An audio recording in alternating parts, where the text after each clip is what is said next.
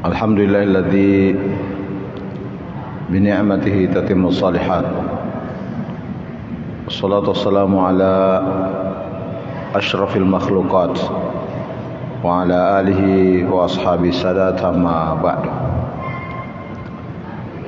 Ikhwanul muslimin jamaah maghrib dan salat isya rahimakumullah.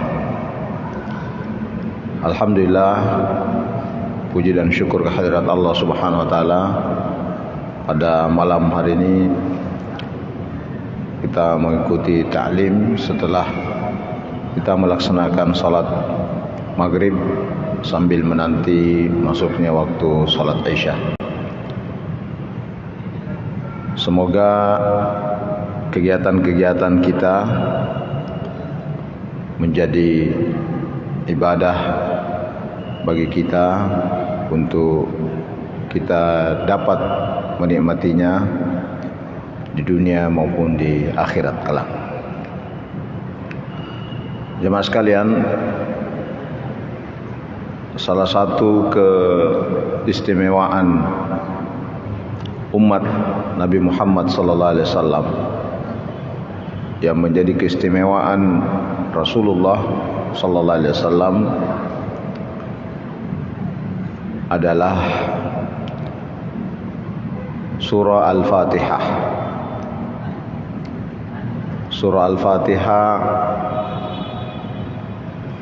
merupakan surah yang hanya diturunkan kepada Nabi kita Muhammad sallallahu alaihi wasallam.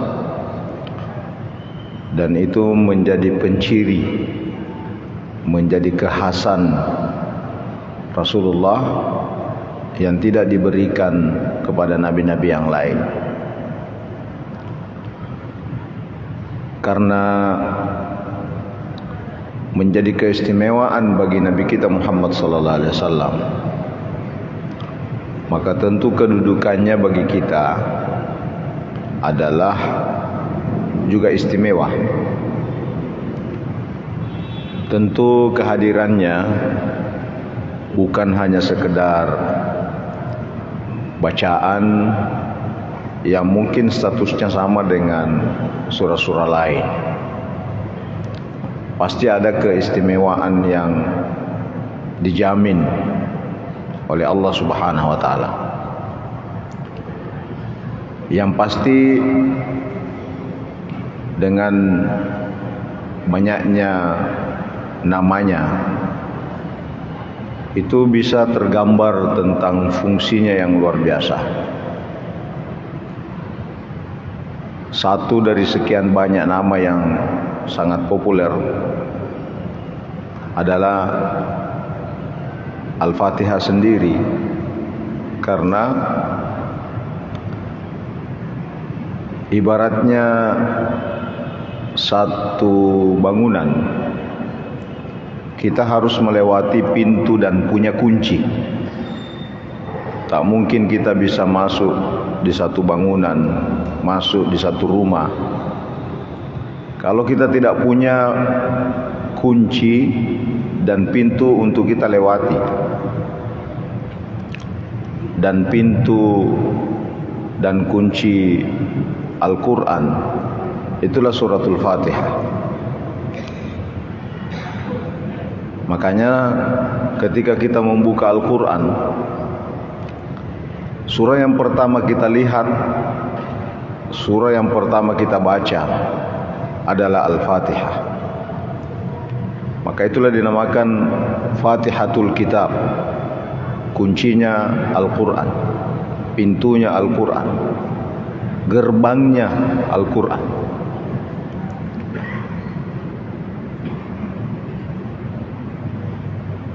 Selain nama yang populer ini Al-Fatihah,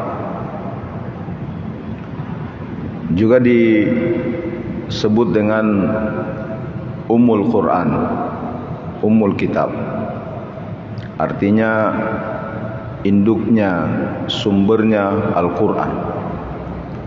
Maka ada yang berkata bahwa Al-Quran yang jumlahnya sekian juz, 114 surah, 6.000 sekian ayat dalam banyak versi yang berbeda. Ringkasannya itu ada di dalam suratul Fatihah. Semua sudah tergambar, tercakup dalam susunan ayat-ayat yang sudah diatur sedemikian rupa. Itulah surah Al-Fatihah. Diibaratkan sebagai induk, ibu, yang diartikan dengan ummun. Jadi kalau kita manusia, ada ibu manusia kita, ada ibu basyariah kita, secara biologis, secara fisik. Ada ibu kita, bukan ibu Kartini. Ya, kalau di Indonesia itu ibu Kartini. Tapi secara biologis ibu kita terus naik ke atas sampai kepada perempuan yang pertama, ibu yang pertama. Itulah Hawa yang digambarkan dalam beberapa riwayat hadis. Dan bapak kita itu adalah Adam. Selain digambarkan dalam beberapa riwayat hadis, nama Adam ini tersebut di dalam Al-Quran.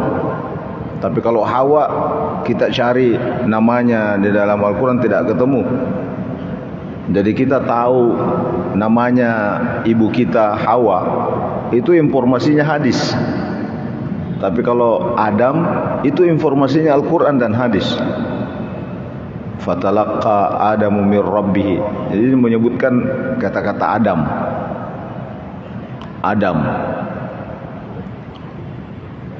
Yang salah satu artinya Adam itu adalah tanah. Jadi memang proses penciptaan Adam itu seperti yang disebutkan dalam beberapa ayat, itu prosesnya berasal dari tanah yang disatukan dari berbagai penjuru bumi, menyatu di dalam tubuh Adam. Maka kalau ada yang lahir misalnya di tanahnya Jeneponto, jangan harap modelnya sama dengan kulitnya orang Australia misalnya atau orang Amerika. Ya, karena tanahnya beda. Keturunannya yang lahir di daerah tertentu berbeda. Perbedaan itu bisa karena perbedaan natural, karena tanahnya yang berbeda, dan bisa karena secara genetika berbeda. Jadi jangan dipaksakan hidungnya orang Sidenreng sama dengan hidungnya orang Mekah. Ya, jangan dipaksakan. Kecuali kalau operasi plastik, ya baru bisa mancung keluar. Memang begitu secara genetika. Jangan mau dipaksakan hidungnya orang Sidenreng sama dengan hidungnya orang India. Pasti beda karena perbedaan genetik, perbedaan alam, perbedaan tanah. Dan tanah itu ada semuanya di cover pada diri seorang Adam sebagai bapak manusia. Dan ibu manusia itu adalah Hawa, karena tidak mungkin berketurunan manusia kalau tidak ada dua jenis kelamin yang berbeda. Tapi dari sisi bahwa kita punya induk atau ibu sebagai orang mukmin, sebagai orang Islam, maka biasanya di dalam riwayat-riwayat hadis itu menyebutkan istilah Ummul Mukminin. Jadi ada namanya Ummul Bashar, ada namanya Ummul Mukminin. bagi kita orang Islam yang sangat populer, Ummul Mukminin itu adalah Aisyah radhiyallahu anha, atau istri-istri Nabi yang lain yang disebutkan dengan Ummahatul Mukminin, ibu-ibu orang mukmin. Jadi sumber induk dari segi ideologi keimanan itu sumbernya atau induknya, ibunya kepada istri-istri Rasulullah sallallahu alaihi wasallam. Tapi dari segi fisik biologis, induk kita ini bersumber dari Hawa, istri Nabi Adam alaihissalam. Istilah ummun yang dialamatkan juga kepada Al-Fatihah dengan istilah Ummul Kitab atau Ummul Quran, induknya Al-Quran, itu karena kalau dilihat dari semua ayat, pesan-pesan ayat, hikmah-hikmah ayat, pelajaran-pelajaran ayat, kalau dikaji, maka ada yang berkata itu cantolannya ada di dalam suratul Fatihah. Makanya dinamakan suratul Fatihah ini adalah Ummul Quran. Sama tadi, kalau dilihat dari cantolannya manusia secara fisik, pasti kembali kepada Adam dan Hawa. Kecuali yang berkeyakinan manusia itu berasal dari kera, memang mungkin keturunan kera. Ya, tapi sebenarnya teorinya ini salah, karena tidak mungkin dari model kera menjadi manusia. Kalau kera berarti memang dia keturunan kera sampai punah spesies kera. Tidak mungkin kera itu berubah menjadi keturunan manusia. Jadi manusia keturunannya juga manusia, kera juga keturunannya kera. Jadi teorinya kurang tepat. Nah, cantolan rujukan secara biologis kita ini adalah kalau Ummul Bashar kepada Hawa, kalau Ummul Mukminin kepada istri Nabi kita Muhammad SAW, terutama Aisyah radhiyallahu anha. Nah, Ummul Quran itu rujukannya kepada Al-Fatihah. Jadi suratul Fatihah disebutkan dengan Ummul Quran atau Ummul Kitab. Makanya kalau dilihat dari susunannya, ada riwayat hadis menyebutkan pembagian ayat-ayatnya. Ada klasifikasi ayat-ayat itu miliknya Allah. Mulai dari ayat pertama, Bismillahirrahmanirrahim, Alhamdulillahirrabbilalamin, Ar-Rahmanirrahim, Maliki yaumiddin. Ya, itu miliknya Allah. Ada klasifikasi yang kedua, milik Allah dan hambanya. Ya. Ada lagi klasifikasi yang ketiga, itu milik hambanya. Iyyaka na'budu wa iyyaka nasta'in. Itu milik antara Allah dengan hambanya. Lalu kemudian bagian kita mana? Ihdinas siratal mustaqim. Kita minta jalan lurus, jalan yang diberikan nikmat. Jadi kenikmatan adalah milik manusia, milik hamba. Kenikmatan dari Allah, siratal ladzina an'amta alaihim, bukan jalan yang sesat. Itulah menjadi milik hamba. Jadi ada riwayat yang membagi. Kalau demikian, maka semuanya bertumpu kepada pesan nilai dari Al-Quran itu ada di dalam surah Al-Fatihah.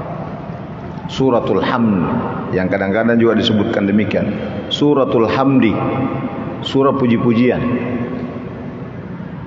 Berdasarkan riwayat ini, maka Ada yang memaknai bahwa dinamakan suratul hamdi, surah puji-pujian, karena katanya ayatnya dimulai dengan alhamdu. Berdasarkan ini ada ulama fikih mengatakan kalau begitu ayat pertamanya Al-Fatihah bukan bismillah tapi alhamdu. Buktinya katanya ada hadis yang menyebutkan suratul hamdi, surah puji-pujian. Itu satu versi, satu pandangan mazhab fikih. Tapi pandangan jumhur mengatakan bahwa suratul Fatihah itu adalah 7 ayat dan bismillahirrahmanirrahim itu adalah ayat pertamanya. Itu pandangan jumhur. Jadi pendapat yang sangat sedikit, tidak populer kalau bismillah itu dikeluarkan dari suratul Fatihah. Itu tidak populer, pendapat yang sangat sedikit, syad. Ya, jumlahnya tidak mayoritas. Yang mayoritas dalam pandangan ulama berdasarkan riwayat-riwayat bahwa Al-Fatihah itu 7 ayat dan basmalah itu adalah ayat pertamanya. Yang menjadi perbedaan ulama adalah apakah ketika dibaca di dalam salat basmalah itu dibesarkan atau dirahasiakan, dijaharkan atau disirkan. Itu yang menjadi perdebatan ulama. Ada yang menyatakan bahwa basmalah itu adalah ayat pertama Al-Fatihah dan ketika dibaca di dalam salat suara dibesarkan. Pandangan yang kedua ulama fikih mengatakan basmalah itu adalah bagian dari Al-Fatihah, ayat pertama Al-Fatihah, tapi kalau dibaca di dalam salat itu disirkan karena Nabi memberikan contoh seperti itu. Yang pasti karena ada 2 riwayat yang berbeda, 2 riwayat yang berbeda, dan riwayat ini memiliki akurasi tingkat kesahihan yang berbeda. Maka ulama fikih terbagi, sehingga kalau ada yang memilih jalur membesarkan basmalahnya, jangan dianggap itu bid'ah apalagi sesat. Sebaliknya, kalau ada yang membacanya mensirkan, tidak menjaharkan, jangan juga dianggap itu tidak sah. Nah, jadi dua-duanya diterima. Tapi yang agak bermasalah kalau yang tidak baca basmalah. Ya, tidak baca basmalah, langsung baca alhamdulillah. Sekalipun ada yang membolehkan.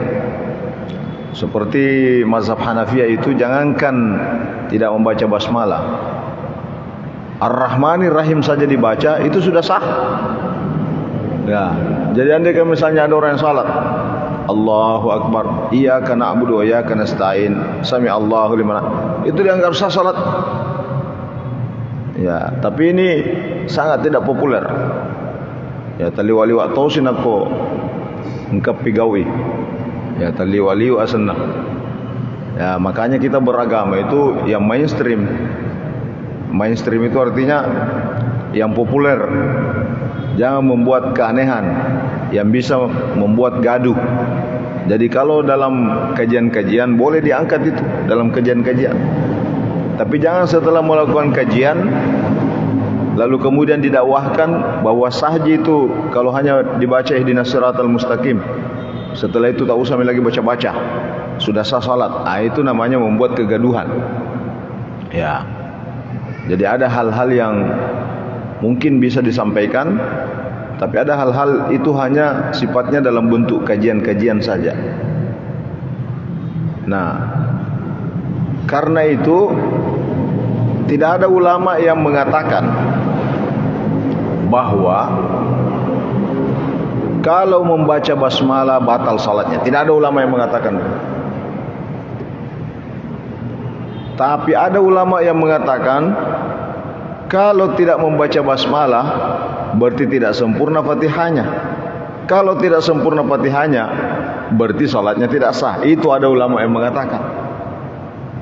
Tidak ada yang mengatakan, sekali lagi, tidak ada yang mengatakan kalau membaca basmalah itu batal salatnya, tidak ada. Jadi kalau begitu lebih baik baca basmalah daripada yang pandangan ulama itu yang benar bahwa kalau tidak baca basmalah tidak sempurna Fatihah, dan kalau tidak sempurna Fatihah tidak sah salatnya. Itu yang benar. Man rasanya orang yang tidak baca basmalah. Kalau begitu lebih baik dibaca basmalah di dalam salat. Tentang mau besar atau kecil itu urusan kedua. Ya, itu urusan kedua. Tapi ada orang-orang tua dulu, kapan-kapan nak dengar imamnya tidak basmalah, dia metona curi. Dia nasa sempaja nasor, dia nak baca basmalah, bismillah. Ada itu orang-orang tua dulu memang tidak mau ikut kalau sekalipun mungkin dia baca basmalah dalam suara kecil, tapi kalau dia sudah tidak dengarkan basmalahnya, dia nak curi. Ya, itu begitu ketatnya ini mengikuti pandangannya Imam Syafi'i. Imam Syafi'i itu menjaharkan basmalahnya. Ya. Imam Syafi'i menjaharkan basmalah. Jadi kalau ada misalnya orang datang belakangan ini jual-jual namanya Imam Syafi'i, bahwa ini Imam Syafi'i salatnya begini, tidak menjaharkan basmalah, itu salah baca itu. Salah baca kitabnya itu. Ya. Imam-imam yang lain ya ada. Ya, Imam Ahmad bin Hanbal, Imam Malik, yang Abu Hanifah itu agak ekstrim pandangannya. Biar hanya satu ayat saja dibaca itu sudah sah. Ya, itu sudah sah. Nah, kalau begitu lebih aman. Lebih aman kalau dibaca basmalah. Tentang dia mau besarkan silahkan, mau kecilkan tidak jaharkan juga silahkan. Ya, dua-duanya memiliki pandangan. Inilah yang perlu dicerdaskan masyarakat kita ini, diedukasi masyarakat kita ini.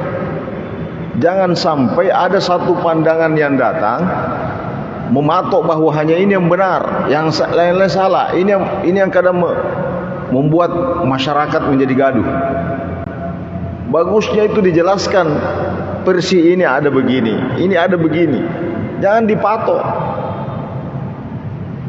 Yang lebih parah lagi kalau masyarakat itu misalnya sudah menjadi tradisinya di situ membaca basmalah, menjahar. Ya, lalu tiba-tiba datang lagi mengatakan bid'ah hukumnya yang membaca basmalah besar. Itu kan merusak. Padahal dalam fikih tidak seperti itu. Nah, ini yang harus dijelaskan di masyarakat kita ini. Harus dicerahkan masyarakat kita ini. Bukan dibuat satu pengkotak-kotakan. Jangan dibuat masyarakat. Kalau misalnya di dalam satu daerah, dalam satu masjid itu ternyata baca basmalahnya itu sir, tak usah lagi ceramahkan bahwa tidak sempurna salatmu kalau kau sirkan itu basmalahmu. Tak usah, biarlah dia dengan gayanya sendiri. Itu namanya membuat gaduh masjid itu. Kalau misalnya di satu daerah, di satu masjid, kebetulan kalau salat subuh tidak kunut, biarlah dengan tidak kunutnya. Karena memang ada pandangan yang tidak mensunnahkan kunut setiap saat, setiap subuh. Ada banyak itu ulama-ulama. Tak usah lagi diceramahkan di masjid itu, kalau kau tidak kunut tidak sempurna salat subuhmu. Tak usah. Sebaliknya juga begitu. Kalau sudah masjid itu sudah terbiasa dengan kunut, tak usah datang ceramah kunut itu tidak afdal. Yang afdal itu tidak kunut. Tak usah. Itu namanya membuat gaduh jamaah. Ya, artinya inilah perlunya membaca literasi, membaca referensi. Jangan hanya satu referensi lalu kemudian itu yang ya dijadikan satu kebenaran mutlak. Ini fikih. Fikih itu ada dasar hadisnya. Cuma ulama berbeda pandangannya, tapi masing-masing punya riwayat, baik itu Al-Quran maupun hadis. Jadi jangan tiba-tiba dikatakan kau mau ikuti ulama atau mau ikuti hadis. Salah itu. Ya, salah terka itu. Ulama itu ikut Nabi. Ulama itu ikut Al-Quran. Memahami hadis, memahami ayat, itu kerjanya ulama. Hasilnya berbeda-beda. Sekarang ini kita mau gaya ulama atau mau mengikuti ulama. Kalau kita mau bergaya ulama padahal kita bukan ulama, ya maka solang-solangnya. Ya. Lebih bagus kita mengikuti ulama. Siapa kau ikuti? Sebenarnya kalau saya membaca basmalah berarti saya ikuti Imam Syafi'i. Berarti saya ikuti Imam Syafi'i. Sekarang Imam Syafi'i ikut Nabi tidak? Ikut Nabi. Mana dalilnya? Ini dalilnya. Sama juga kalau misalnya kau ikuti siapa? Saya ikuti Imam Malik atau Ahmad bin Hanbal. Kenapa Imam Ahmad bin Hanbal? Dia sirkan basmalahnya. Kau ikuti Nabi atau ikuti Ahmad bin Hanbal? Ikuti Nabi melalui Ahmad bin Hanbal. Itu cocok. Nah, ini yang benarin. Ya. Jadi 7 ayat, bagian dari 7 ayat itu adalah basmalah. Itu pandangan jumhur ulama. Sekalipun ada pendapat yang sangat sedikit jumlahnya, tidak populer, mengatakan 7 ayat. Ayat pertama adalah Alhamdulillahirabbil alamin. Kalau begitu mana ayat ke-6-nya dan ke-7-nya? Dia bagi 2. Siratal ladzina an'amta alaihim, berhenti di situ. Baru ayat terakhirnya ghairil maghdubi alaihim waladdallin. Itu pandangan yang tidak populer. Karena kalau kita buka Al-Quran sekarang, itu tidak dipotong itu di situ. Ayat pertama itu Bismillah, ayat kedua Alhamdulillahirabbil alamin, ketiga Ar-Rahmanir Rahim, keempat Maliki Yaumiddin, kelima Iyyaka na'budu wa iyyaka nasta'in. Ya. Ihdinas siratal mustaqim, ayat ke-6, ayat ke-7 siratal ladzina an'amta alaihim ghairil maghdubi alaihim waladdallin. Itu ayat ke-7. Begitu cetakan yang ada, baik itu dicetak di Iran, dicetak di Amerika, dicetak di Arab Saudi, dicetak di Indonesia, begitu semua. Ya, kalau begitu berdasarkan cetakan Al-Quran, ini baru belum ini kita bukan hadis lagi di anunya dasarnya. Berdasarkan cetakan Al-Quran, berarti Bismillah ayat pertama. Itu berdasarkan cetak ayat Al-Quran. Baru kita pakai logika ini, logika beragama namanya ini. Berdasarkan cetakan Al-Quran, berarti Bismillah ayat pertama. Kalau begitu Bismillah adalah bagian surah Al-Fatihah. Kalau tidak dibaca, berarti tidak sempurna Fatihah. Kalau tidak sempurna Fatihah, agak kejadian. Sekali lagi, kalau mau besarkan silakan, kalau mau kecilkan juga silakan. Yang berbahaya jangan sampai kalau tidak dibaca, macam apa mana dia baca? Dia suku narekoi baca. Macam apa sebenarnya? Karena ada ulama yang berpandangan tidak sah kalau tidak dibaca. Tapi tidak ada, sekali lagi tidak ada ulama yang mengatakan tidak sah kalau dibaca. Ya, tidak ada. Nah, itulah namanya As-Sab'ul Mathani. Ini nama lain lagi dari Al-Fatihah. As-Sab'ul Mathani artinya 7 ayat yang diulang-ulang. Ya. Walaqad atainaka sab'an minal mathani wal Qur'anal azim. Begitu mulianya ini Sab'ul Mathani Al-Fatihah. Jadi 2 kali disebut. Kami turunkan kepadamu 7 ayat, sab'an, walaqad atainaka sab'an minal mathani, sab'ul mathani wal Qur'anal azim, dan Al-Quran. Padahal dalam Al-Quran itu sudah ada Al-Fatihah. Tapi begitu mulianya Al-Fatihah, disebut dulu Al-Fatihah baru Al-Quran. Seakan-akan kalau dilihat susunan ayat ini, Al-Fatihah itu bukan Al-Quran. Ya, kenapa disebut 2 kali? Kami turunkan kepadamu Al-Fatihah dan Al-Quran. Kan begitu artinya. Maknanya bahwa begitu mulianya Al-Quran, sekalipun Al-Fatihah, sekalipun Al-Fatihah sudah ada dalam Al-Quran, tapi dia disebutkan. Makanya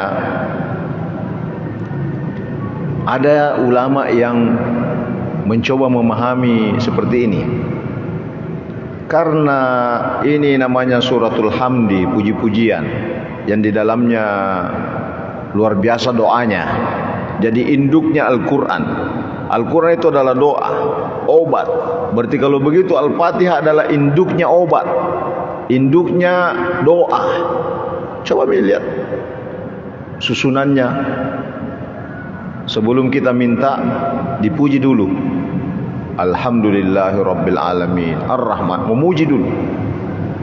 Ya, tidak langsung minta. Sama kalau kita ke rumahnya orang, lalu kita mau pinjam uang. Kalau langsung pinjam duluan tak, masih pikir-pikir itu kasih. Tapi kalau datang langsung dipuji dulu. Wah, tambah muda kita lihat.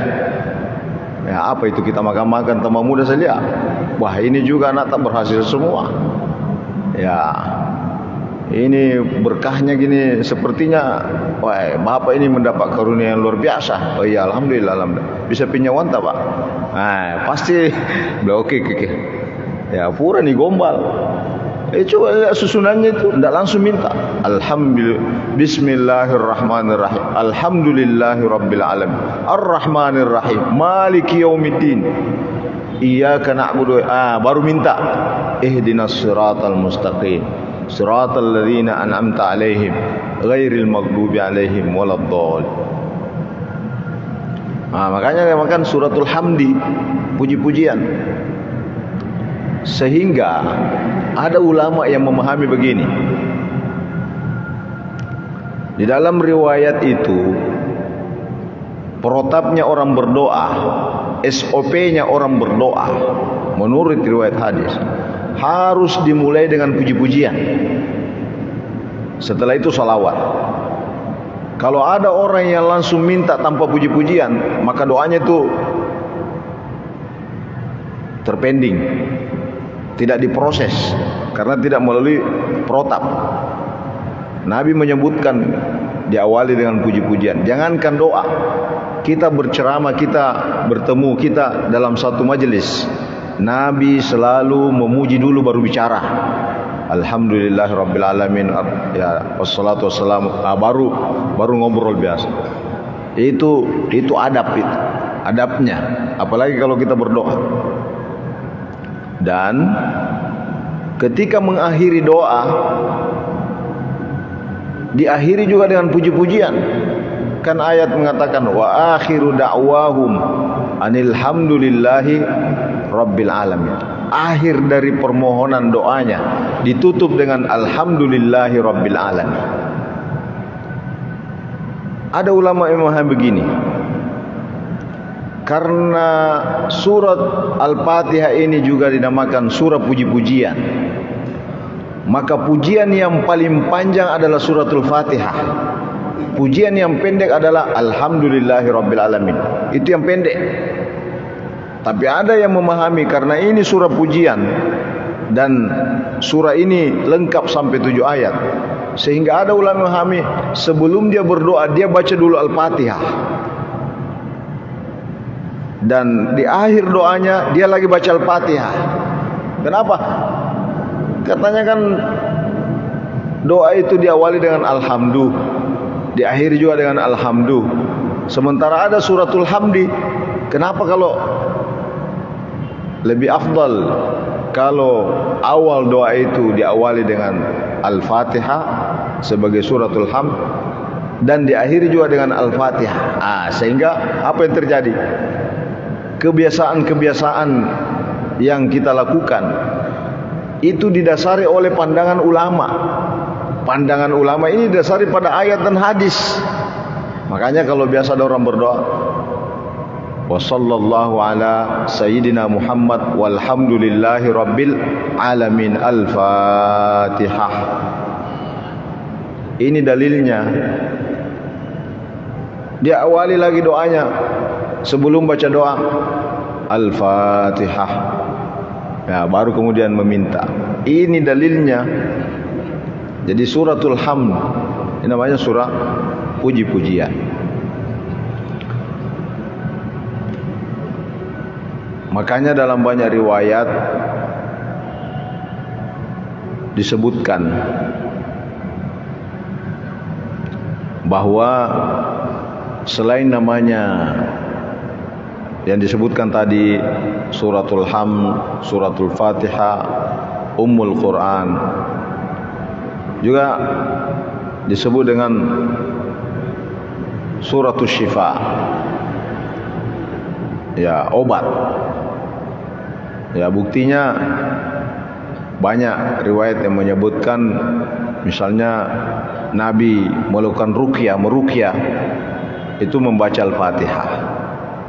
Jadi misalnya Nabi mengobati itu dengan ada yang menyebutkan baca surah Al-Fatihah. Bahkan pernah sahabat melakukan rihlah perjalanan, lalu kemudian di tempat itu ada seorang anak yang dipatok ular.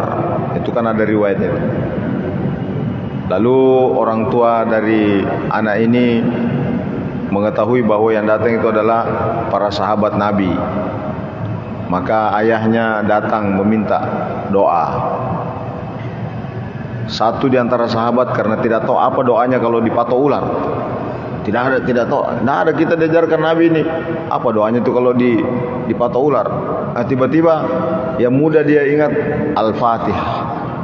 Ya, dia baca Al-Fatihah. Ternyata berproses itu dan sembuh.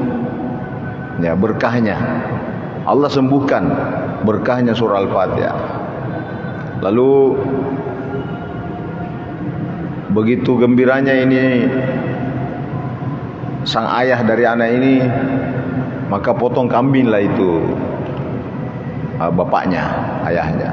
Makan sahabat, lapar-lapar sahabat ini. Ya, setelah itu sampai kepada Nabi, semuanya sampai kepada Nabi. Ada satu tidak puas. Ini cocok tidak ini kalau baca Fatihah orang sakit?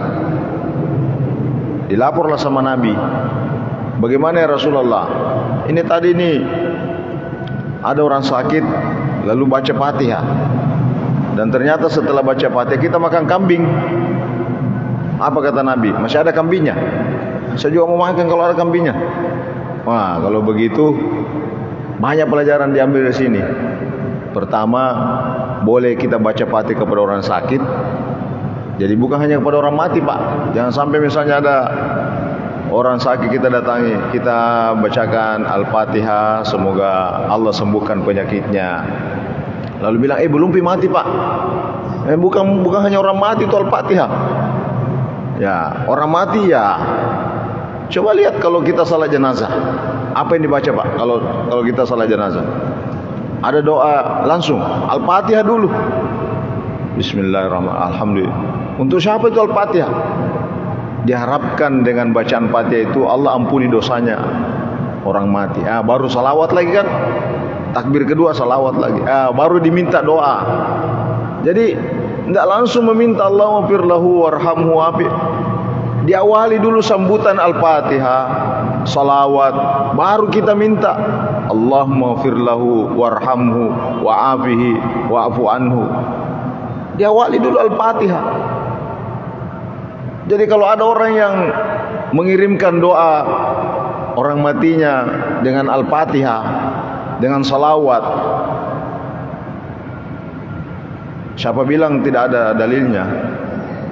Dalilnya itu tadi. Dan banyak lagi yang lain. Maka ada ulama mengatakan, kalau kepada orang sakit seperti yang terjadi pada masa sahabat, maka bisa saja doa itu, doa Fatihah itu kepada orang mati dengan memohon ridhonya Allah, Allah mengampuni dosa-dosanya. Ya. Jadi itulah kelebihannya suratul Fatihah.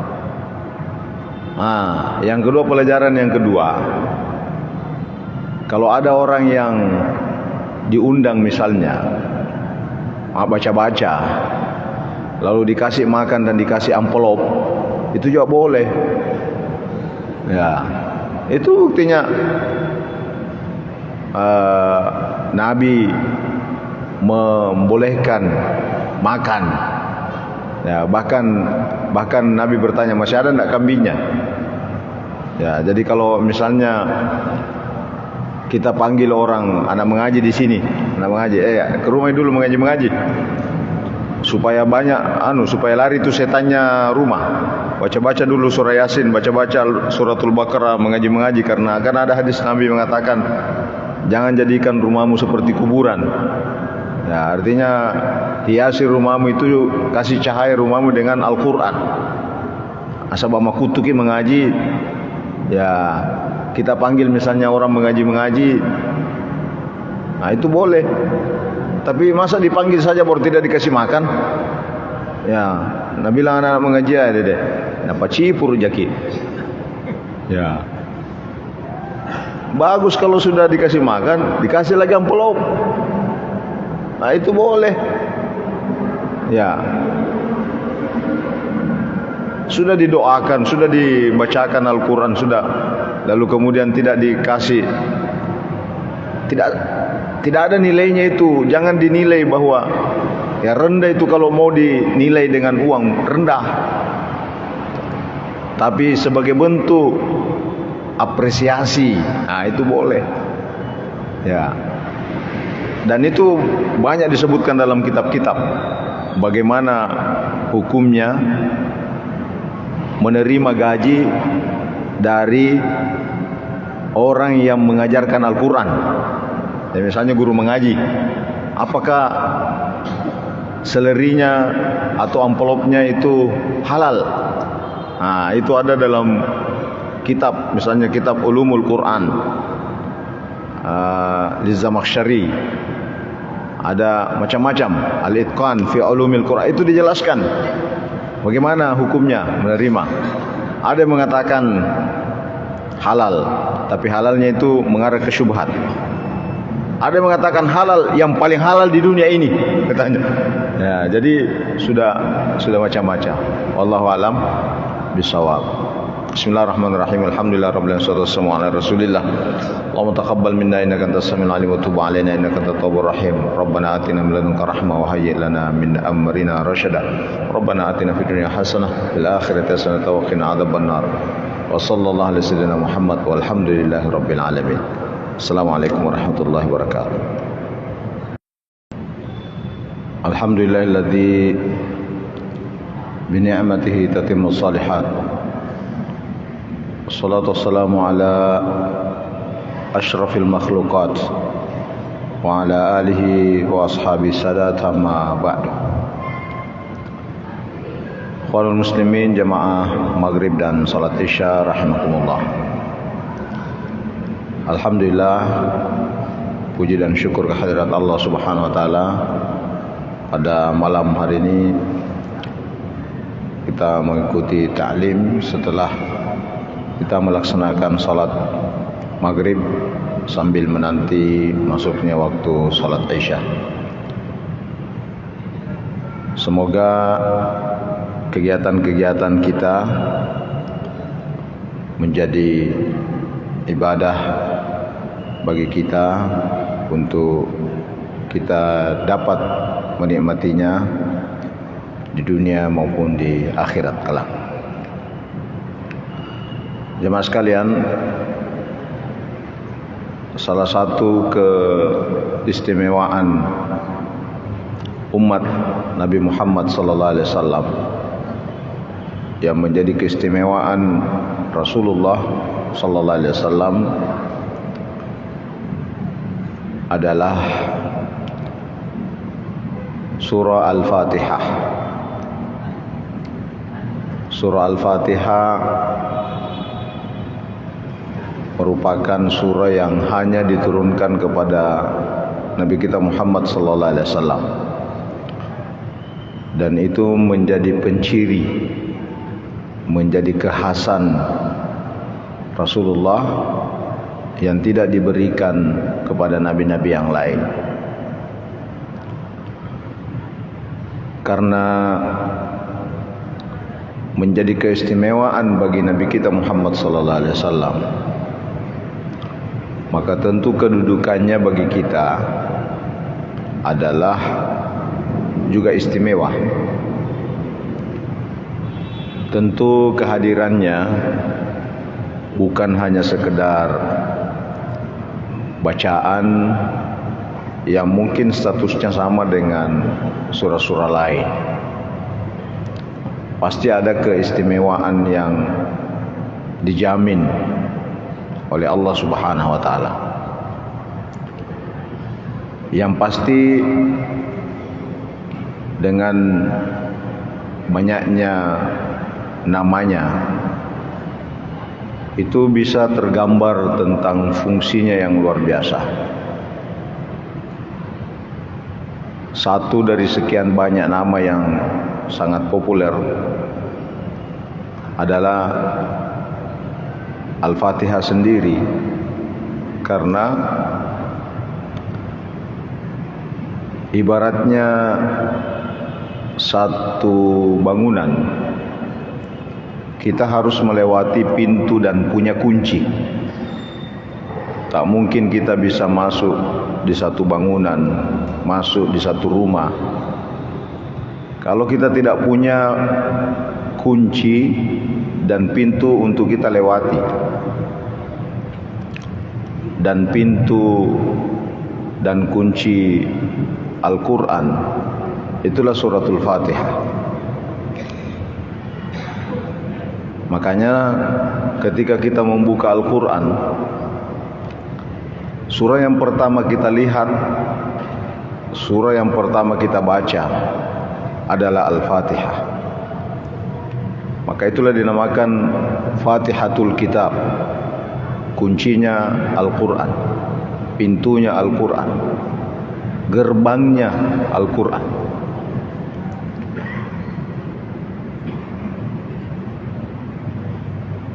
Selain nama yang populer ini, Al-Fatihah, juga disebut dengan Ummul Quran, Ummul Kitab. Artinya induknya, sumbernya Al-Quran. Maka ada yang berkata bahwa Al-Quran yang jumlahnya sekian juz, 114 surah, 6.000 sekian ayat dalam banyak versi yang berbeda, ringkasannya itu ada di dalam suratul Fatihah. Semua sudah tergambar, tercakup dalam susunan ayat-ayat yang sudah diatur sedemikian rupa. Itulah surah Al-Fatihah. Diibaratkan sebagai induk, ibu, yang diartikan dengan ummun. Jadi kalau kita manusia, ada ibu manusia kita, ada ibu basyariah kita, secara biologis, secara fisik. Ada ibu kita, bukan Ibu Kartini. Ya, kalau di Indonesia itu ibu Kartini. Tapi secara biologis ibu kita terus naik ke atas sampai kepada perempuan yang pertama, ibu yang pertama, itulah Hawa, yang digambarkan dalam beberapa riwayat hadis. Dan bapak kita itu adalah Adam. Selain digambarkan dalam beberapa riwayat hadis, nama Adam ini tersebut di dalam Al-Quran. Tapi kalau Hawa, kita cari namanya di dalam Al-Quran tidak ketemu. Jadi kita tahu namanya ibu kita Hawa, itu informasinya hadis. Tapi kalau Adam, itu informasinya Al-Quran dan hadis. Fatalaqa Adamu mir Rabbih. Jadi menyebutkan kata-kata Adam. Adam, yang salah satu artinya Adam itu adalah tanah.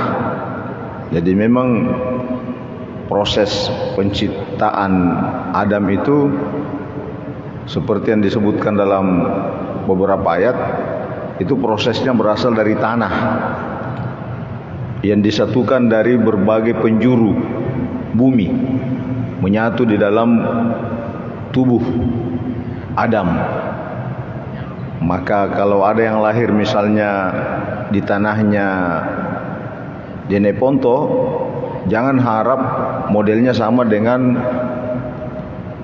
kulitnya orang Australia misalnya atau orang Amerika. Ya, karena tanahnya beda. Keturunannya yang lahir di daerah tertentu berbeda. Perbedaan itu bisa karena perbedaan natural, karena tanahnya yang berbeda, dan bisa karena secara genetika berbeda. Jadi jangan dipaksakan hidungnya orang Sidenreng sama dengan hidungnya orang Mekah.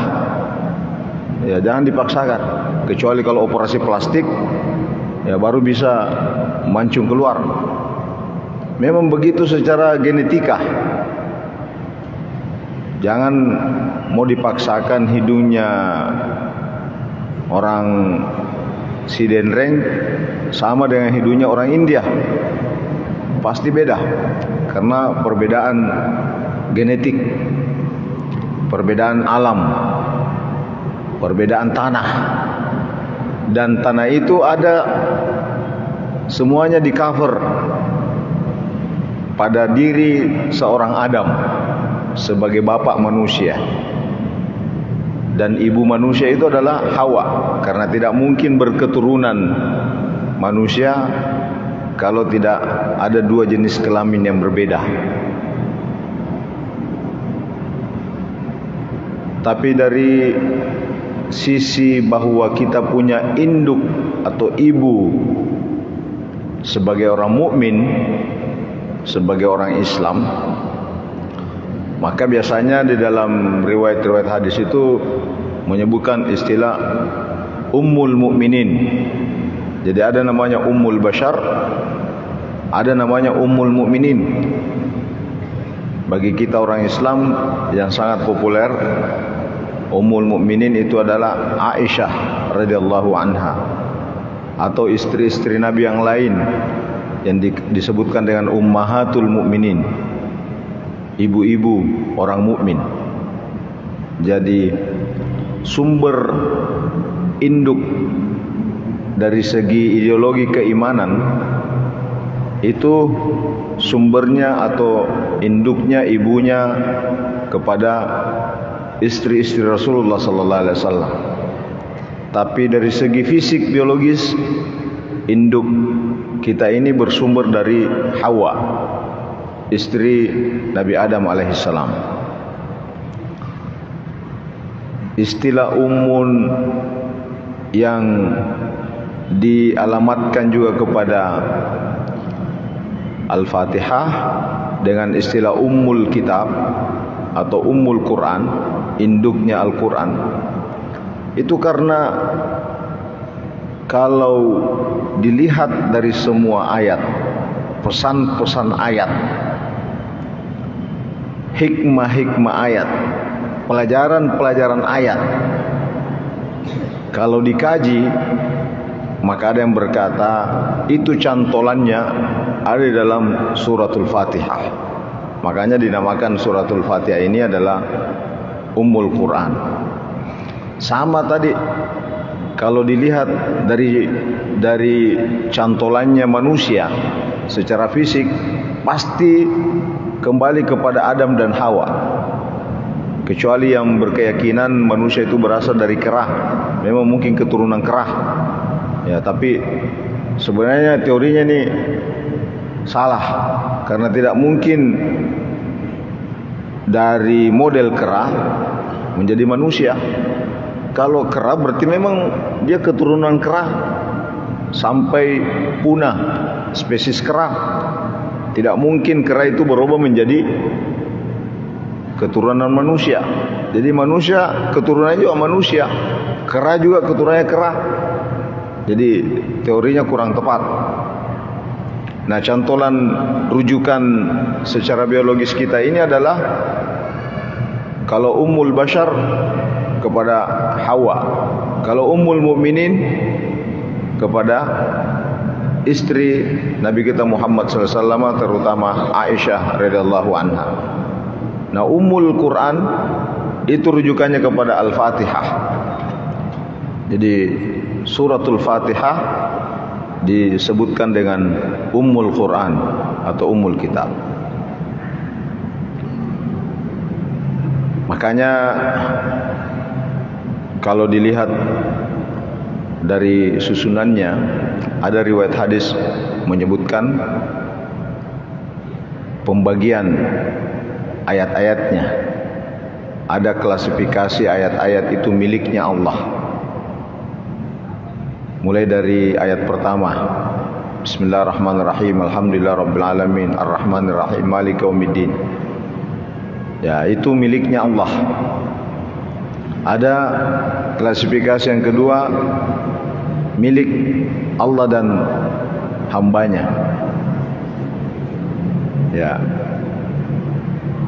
Ada lagi klasifikasi yang ketiga, itu milik hambanya. Iyyaka na'budu wa iyyaka nasta'in. Itu milik antara Allah dengan hambanya. Lalu kemudian bagian kita mana? Ihdinas siratal mustaqim. Kita minta jalan lurus, jalan yang diberikan nikmat.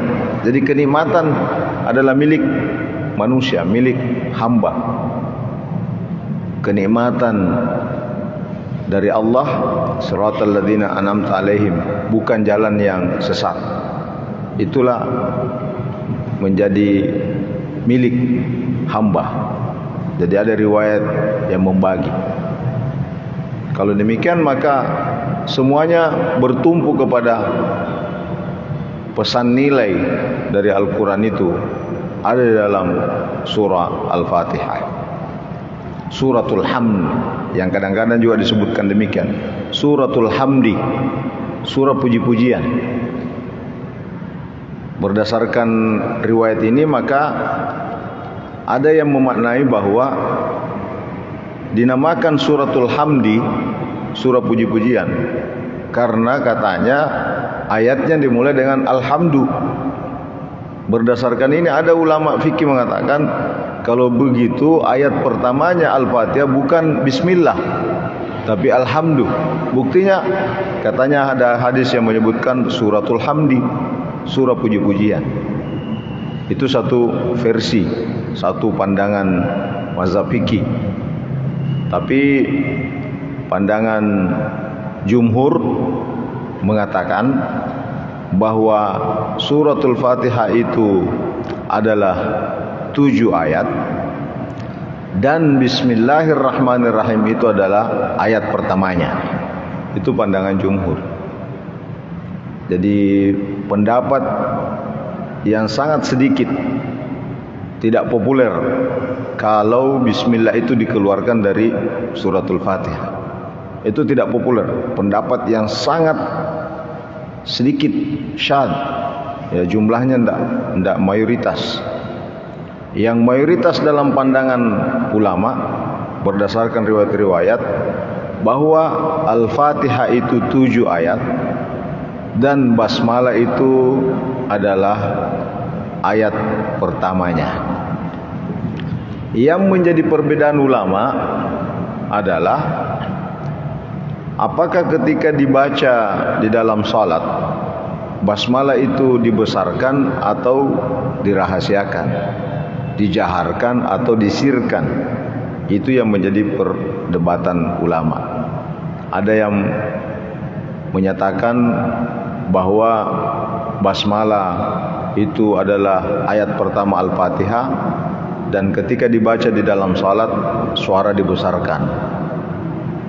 Pandangan yang kedua ulama fikih mengatakan basmalah itu adalah bagian dari Al-Fatihah, ayat pertama Al-Fatihah, tapi kalau dibaca di dalam salat itu disirkan, karena Nabi memberikan contoh seperti itu. Yang pasti karena ada dua riwayat yang berbeda, dan riwayat ini memiliki akurasi tingkat kesahihan yang berbeda, maka ulama fikih terbagi. Sehingga kalau ada yang memilih jalur membesarkan basmalahnya, jangan dianggap itu bid'ah apalagi sesat. Sebaliknya, kalau ada yang membacanya mensirkan, tidak menjaharkan, jangan juga dianggap itu tidak sah. Nah, jadi dua-duanya diterima. Tapi yang agak bermasalah kalau yang tidak baca basmalah. Ya, tidak baca basmalah, langsung baca alhamdulillah. Sekalipun ada yang membolehkan, seperti mazhab Hanafiyah itu, jangankan tidak membaca basmalah, Ar-Rahmanir Rahim saja dibaca itu sudah sah. Ya, jadi andai kan misalnya ada orang yang salat, Allahu Akbar, iyyaka na'budu wa iyyaka nasta'in, sami Allahu liman, itu dianggap sah salat. Ya, tapi ini sangat tidak populer. Ya, tali-wali wa tausin aku engkap pigawi. Ya, tali-wali wa asna. Ya, makanya kita beragama itu yang mainstream. Mainstream itu artinya yang populer. Jangan membuat keanehan yang bisa membuat gaduh. Jadi kalau dalam kajian-kajian boleh diangkat itu dalam kajian-kajian. Tapi jangan setelah melakukan kajian lalu kemudian didakwahkan bahwa sahji itu kalau hanya dibaca ihdinas siratal mustaqim, setelah itu tak usah lagi baca-baca, sudah sah salat. Itu namanya membuat kegaduhan. Ya. Jadi ada hal-hal yang mungkin bisa disampaikan, tapi ada hal-hal itu hanya sifatnya dalam bentuk kajian-kajian saja. Nah, karena itu tidak ada ulama yang mengatakan bahwa kalau membaca basmalah batal salatnya. Tidak ada ulama yang mengatakan. Tapi ada ulama yang mengatakan kalau tidak membaca basmalah berarti tidak sempurna Fatihahnya. Kalau tidak sempurna Fatihahnya berarti salatnya tidak sah. Itu ada ulama yang mengatakan. Tidak ada yang mengatakan, sekali lagi, tidak ada yang mengatakan kalau membaca basmalah itu batal salatnya, tidak ada. Jadi kalau begitu lebih baik baca basmalah daripada yang pandangan ulama itu yang benar bahwa kalau tidak baca basmalah tidak sempurna Fatihah, dan kalau tidak sempurna Fatihah tidak sah salatnya. Itu yang benar. Man rasanya orang yang tidak baca basmalah. Kalau begitu lebih baik dibaca basmalah di dalam salat. Tentang mau besar atau kecil itu urusan kedua. Ya, itu urusan kedua.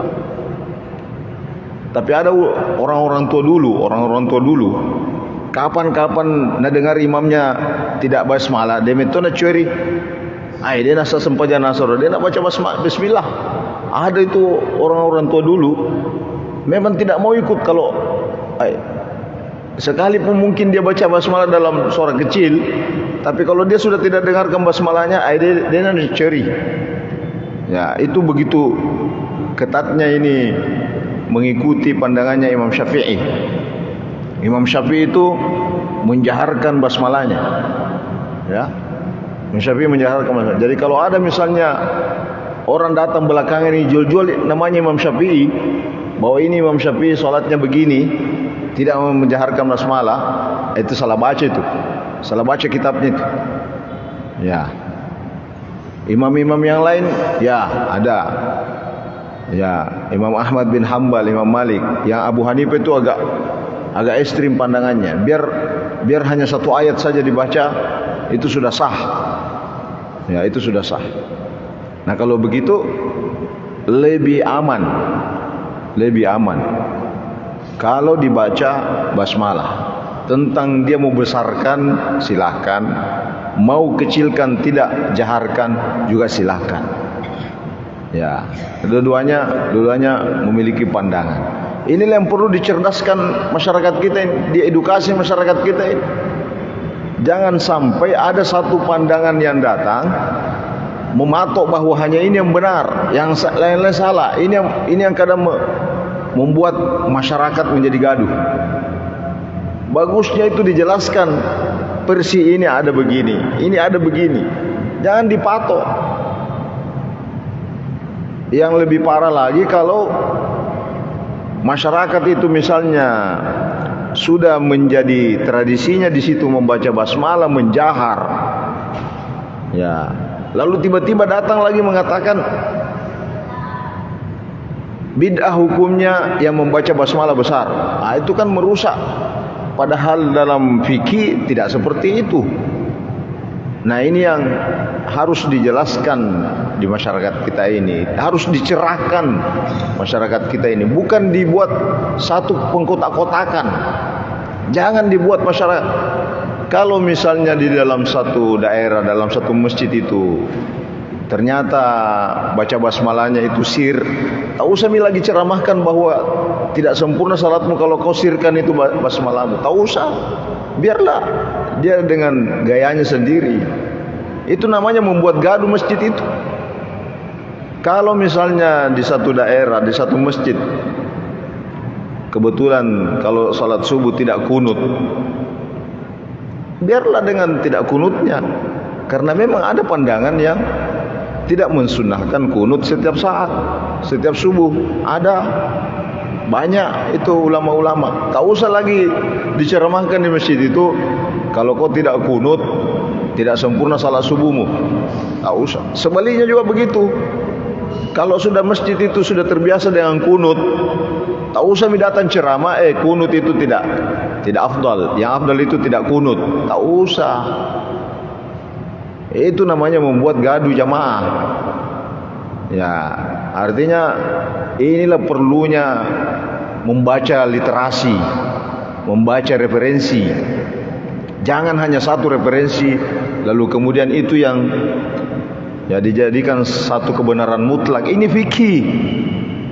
Fikih itu ada dasar hadisnya. Cuma ulama berbeda pandangannya, tapi masing-masing punya riwayat, baik itu Al-Quran maupun hadis. Jadi jangan tiba-tiba dikatakan kau mau ikuti ulama atau mau ikuti hadis. Salah itu. Ya, salah terka itu. Ulama itu ikut Nabi, ulama itu ikut Al-Quran. Memahami hadis, memahami ayat, itu kerjanya ulama. Hasilnya berbeda-beda. Sekarang ini kita mau gaya ulama atau mau mengikuti ulama. Kalau kita mau bergaya ulama padahal kita bukan ulama, ya maka solang-solang ya. Ya, lebih bagus kita mengikuti ulama. Siapa kau ikuti? Sebenarnya kalau saya membaca basmalah berarti saya ikuti Imam Syafi'i. Berarti saya ikuti Imam Syafi'i. Sekarang Imam Syafi'i ikut Nabi tidak? Ikut Nabi. Mana dalilnya? Ini dalilnya. Sama juga kalau misalnya kau ikuti siapa? Saya ikuti Imam Malik atau Ahmad bin Hanbal. Kenapa Imam Ahmad bin Hanbal? Dia sirkan basmalahnya. Kau ikuti Nabi atau ikuti Ahmad bin Hanbal? Ikuti Nabi melalui Ahmad bin Hanbal. Itu cocok. Nah, ini yang benarin. Ya. Jadi 7 ayat, bagian dari 7 ayat itu adalah basmalah. Itu pandangan jumhur ulama. Sekalipun ada pendapat yang sangat sedikit jumlahnya, tidak populer, mengatakan 7 ayat. Ayat pertama adalah Alhamdulillahirabbil alamin. Kalau begitu mana ayat ke-6-nya dan ke-7-nya? Dia bagi 2. Siratal ladzina an'amta alaihim, berhenti di situ. Baru ayat terakhirnya ghairil maghdubi alaihim waladdallin. Itu pandangan yang tidak populer. Karena kalau kita buka Al-Quran sekarang, Itu tidak dipotong itu di situ. Ayat pertama itu bismillah, ayat kedua alhamdulillah rabbil alamin, ketiga arrahmanir rahim, keempat maliki yaumiddin, kelima iyyaka na'budu wa iyyaka nasta'in. Ya. Ihdinas siratal mustaqim, ayat ke-6, ayat ke-7 siratal ladzina an'amta 'alaihim ghairil maghdubi 'alaihim waladdallin. Itu ayat ke-7. Begitu cetakan yang ada, baik itu dicetak di Iran, dicetak di Amerika, dicetak di Arab Saudi, dicetak di Indonesia, begitu semua. Ya, kalau begitu berdasarkan cetakan Al-Quran, ini baru, belum ini kita bukan hadis lagi di anunya dasarnya, berdasarkan cetakan Al-Quran, berarti bismillah ayat pertama itu berdasarkan cetak ayat Al-Quran, baru kita pakai logika ini, logika beragama namanya nih. Berdasarkan cetakan Al-Quran, berarti bismillah ayat pertama. Kalau begitu bismillah adalah bagian surah Al-Fatihah. Kalau tidak dibaca, berarti tidak sempurna Fatihah. Kalau tidak sempurna Fatihah, agak kejadian. Sekali lagi, kalau mau besarkan silakan, kalau mau kecilkan juga silakan. Yang berbahaya jangan sampai kalau tidak dibaca, macam apa mana nak baca? Dia suku narekoi baca. Macam apa sebenarnya? Karena ada ulama yang berpandangan tidak sah kalau tidak dibaca. Tapi tidak ada, sekali lagi tidak ada ulama yang mengatakan tidak sah kalau dibaca. Ya, tidak ada.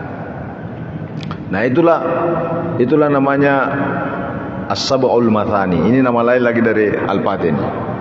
As-Sab'ul Mathani artinya 7 ayat yang diulang-ulang. Ya. Walaqad atainaka sab'an minal mathani wal Qur'anal azim. Begitu mulianya ini Sab'ul Mathani Al-Fatihah. Jadi 2 kali disebut. Kami turunkan kepadamu 7 ayat, sab'an, walaqad atainaka sab'an minal mathani, Sab'ul Mathani wal Qur'anal azim, dan Al-Quran. Padahal dalam Al-Quran itu sudah ada Al-Fatihah. Tapi begitu mulianya Al-Fatihah, disebut dulu Al-Fatihah baru Al-Quran. Seakan-akan kalau dilihat susunan ayat ini, Al-Fatihah itu bukan Al-Quran. Ya, kenapa disebut 2 kali? Kami turunkan kepadamu Al-Fatihah dan Al-Quran. Kan begitu artinya. Maknanya bahwa begitu mulianya Al-Quran, sekalipun Al-Fatihah, sekalipun Al-Fatihah sudah ada dalam Al-Quran, tapi dia disebutkan. Makanya ada ulama yang mencoba memahami seperti ini. Karena ini namanya suratul hamdi, puji-pujian, yang di dalamnya luar biasa doanya. Jadi induknya Al-Quran. Al-Quran itu adalah doa, obat. Berarti kalau begitu Al-Fatihah adalah induknya obat, induknya doa. Coba lihat susunannya. Sebelum kita minta, dipuji dulu. Alhamdulillahi rabbil alamin, Ar-Rahman, memuji dulu. Ya, tidak langsung minta. Sama kalau kita ke rumahnya orang, lalu kita mau pinjam uang, kalau langsung pinjam duluan tak, masih pikir-pikir itu kasih. Tapi kalau datang langsung dipuji dulu. Tambah muda kita lihat. Ya, apa itu kita makan tambah muda saya lihat. Wah, ini juga anak tak berhasil semua. Ya, ini berkahnya gini, sepertinya bapak ini mendapat karunia yang luar biasa. Oh iya, alhamdulillah, bisa pinjam uang tak, Pak? Pasti oke. Ya, pura nih gombal. Coba lihat susunannya itu, tidak langsung minta. Alhamdulillah, bismillahirrahmanirrahim, alhamdulillahi rabbil alamin, arrahmanir rahim, maliki yaumiddin, iyyaka na'budu, baru minta. Ihdinas siratal mustaqim, siratal ladzina an'amta 'alaihim ghairil maghdubi 'alaihim waladdallin. Makanya namakan suratul hamdi, puji-pujian. Sehingga ada ulama yang memahami begini. Di dalam riwayat itu, protapnya orang berdoa SOP-nya orang berdoa menurut riwayat hadis harus dimulai dengan puji-pujian. Setelah itu salawat. Kalau ada orang yang langsung minta tanpa puji-pujian, maka doanya itu terpending, tidak diproses karena tidak melalui protap. Nabi menyebutkan diawali dengan puji-pujian. Jangankan doa, kita berceramah, kita bertemu, kita dalam satu majelis, Nabi selalu memuji dulu baru bicara. Alhamdulillahirabbil alamin, ya wassalatu wassalamu, baru ngobrol biasa. Itu adab, itu adabnya. Apalagi kalau kita berdoa. Dan ketika mengakhiri doa, diakhiri juga dengan puji-pujian. Kan ayat mengatakan wa akhiru da'wahum anilhamdulillahi rabbil alamin. Akhir dari permohonan doanya ditutup dengan alhamdulillahi rabbil alamin. Ada ulama yang memahami begini. Karena surat Al-Fatihah ini juga dinamakan surah puji-pujian, maka pujian yang paling panjang adalah suratul Fatihah. Pujian yang pendek adalah alhamdulillahirabbil alamin. Itu yang pendek. Tapi ada yang memahami karena ini surah pujian dan surah ini lengkap sampai 7 ayat, sehingga ada ulama memahami sebelum dia berdoa dia baca dulu Al-Fatihah, dan di akhir doanya dia lagi baca Al-Fatihah. Kenapa? Katanya kan doa itu diawali dengan alhamdu, diakhiri juga dengan alhamdu. Sementara ada suratul hamdi. Kenapa kalau lebih afdal kalau awal doa itu diawali dengan Al-Fatihah sebagai suratul hamd dan diakhiri juga dengan Al-Fatihah. Sehingga apa yang terjadi? Kebiasaan-kebiasaan yang kita lakukan itu didasari oleh pandangan ulama. Pandangan ulama ini didasari pada ayat dan hadis. Makanya kalau biasa ada orang berdoa, wa sallallahu ala sayyidina Muhammad walhamdulillahi rabbil alamin, Al-Fatihah. Ini dalilnya. Dia awali lagi doanya sebelum baca doa Al-Fatihah, ya, baru kemudian meminta. Ini dalilnya. Jadi suratul hamd ini namanya surah puji-pujian.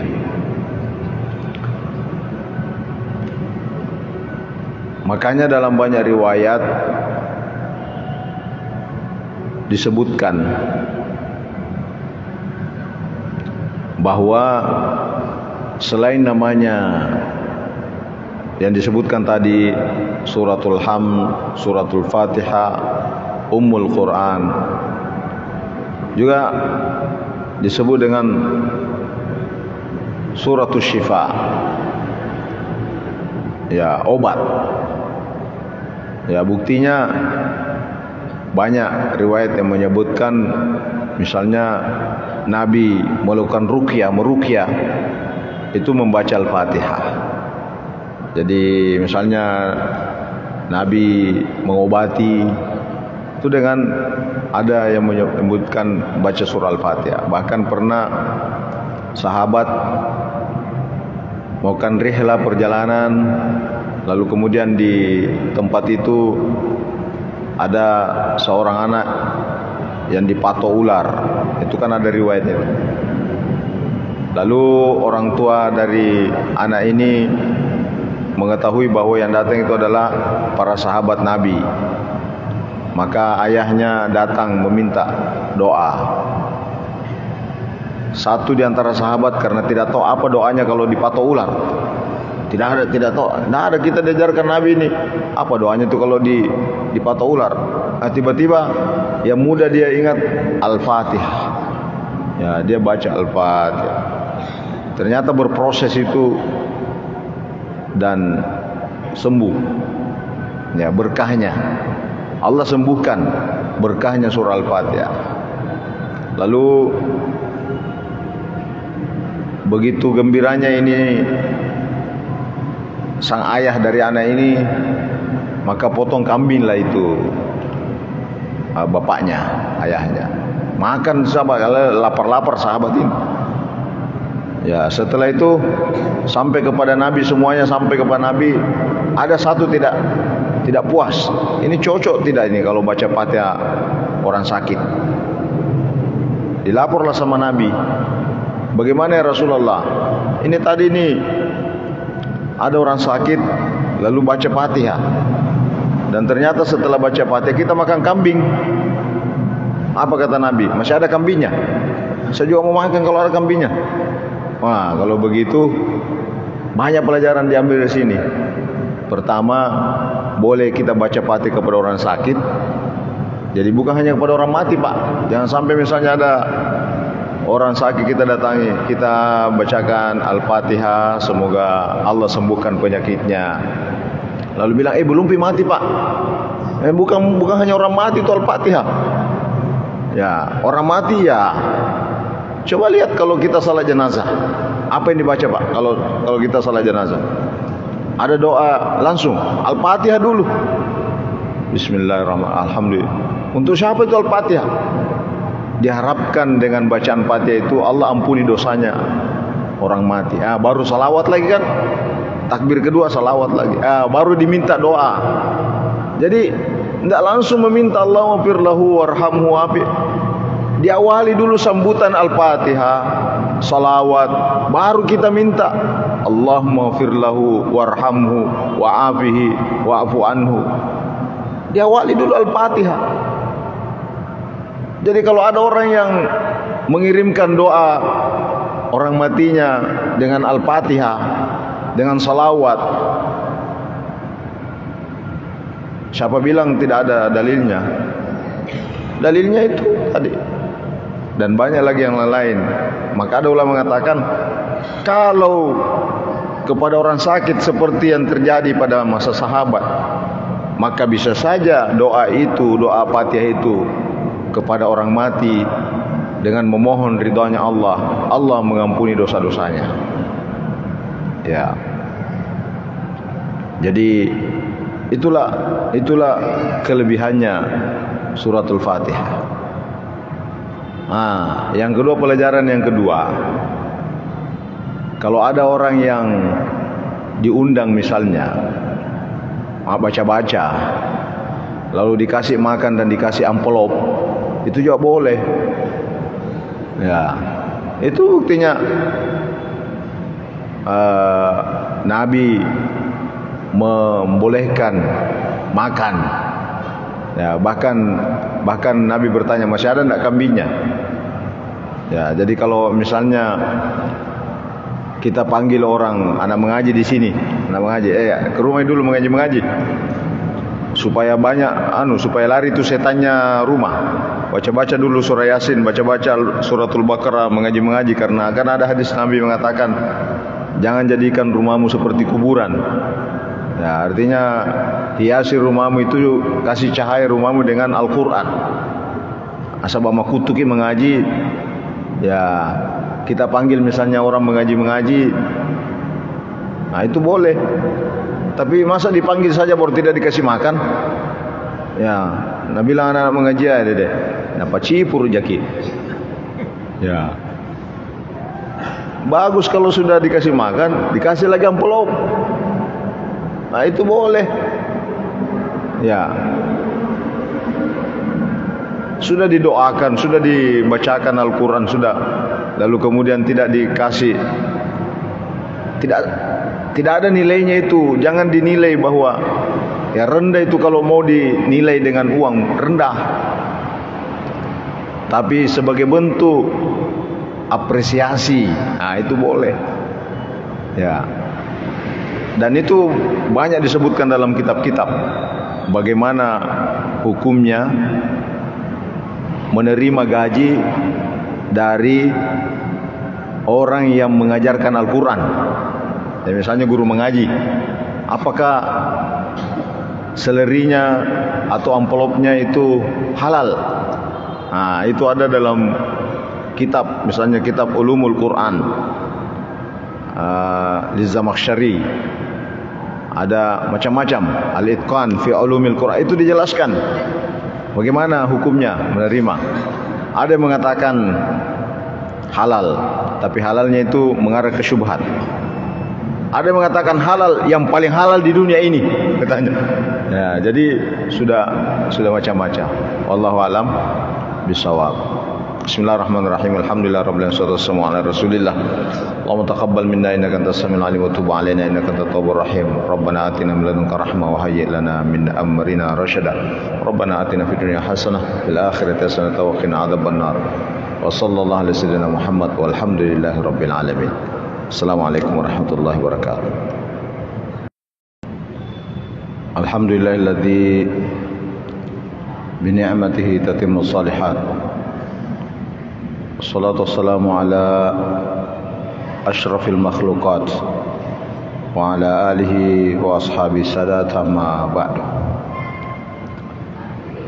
Ikhwanul muslimin jamaah maghrib dan salat isya rahimakumullah. Alhamdulillah, puji dan syukur kehadirat Allah Subhanahu wa taala. Pada malam hari ini kita mengikuti ta'lim setelah kita melaksanakan salat maghrib sambil menanti masuknya waktu salat isya. Semoga kegiatan-kegiatan kita menjadi ibadah bagi kita untuk kita dapat menikmatinya di dunia maupun di akhirat kelak. Jemaah sekalian, salah satu keistimewaan umat Nabi Muhammad sallallahu alaihi wasallam yang menjadi keistimewaan Rasulullah sallallahu alaihi wasallam adalah surah Al-Fatihah. Surah Al-Fatihah merupakan surah yang hanya diturunkan kepada Nabi kita Muhammad sallallahu alaihi wasallam, dan itu menjadi penciri, menjadi kekhasan Rasulullah yang tidak diberikan kepada nabi-nabi yang lain. Karena menjadi keistimewaan bagi Nabi kita Muhammad sallallahu alaihi wasallam, maka tentu kedudukannya bagi kita adalah juga istimewa. Tentu kehadirannya bukan hanya sekedar bacaan yang mungkin statusnya sama dengan surah-surah lain. Pasti ada keistimewaan yang dijamin oleh Allah Subhanahu wa taala. Yang pasti dengan banyaknya namanya itu bisa tergambar tentang fungsinya yang luar biasa. Satu dari sekian banyak nama yang sangat populer adalah Al-Fatihah sendiri, karena ibaratnya satu bangunan, kita harus melewati pintu dan punya kunci. Tak mungkin kita bisa masuk di satu bangunan, masuk di satu rumah, kalau kita tidak punya kunci dan pintu untuk kita lewati. Dan pintu dan kunci Al-Quran itulah suratul Fatihah. Makanya ketika kita membuka Al-Quran, surah yang pertama kita lihat, surah yang pertama kita baca adalah Al-Fatihah. Maka itulah dinamakan Fatihatul Kitab. Kuncinya Al-Quran, pintunya Al-Quran. gerbangnya Al-Quran.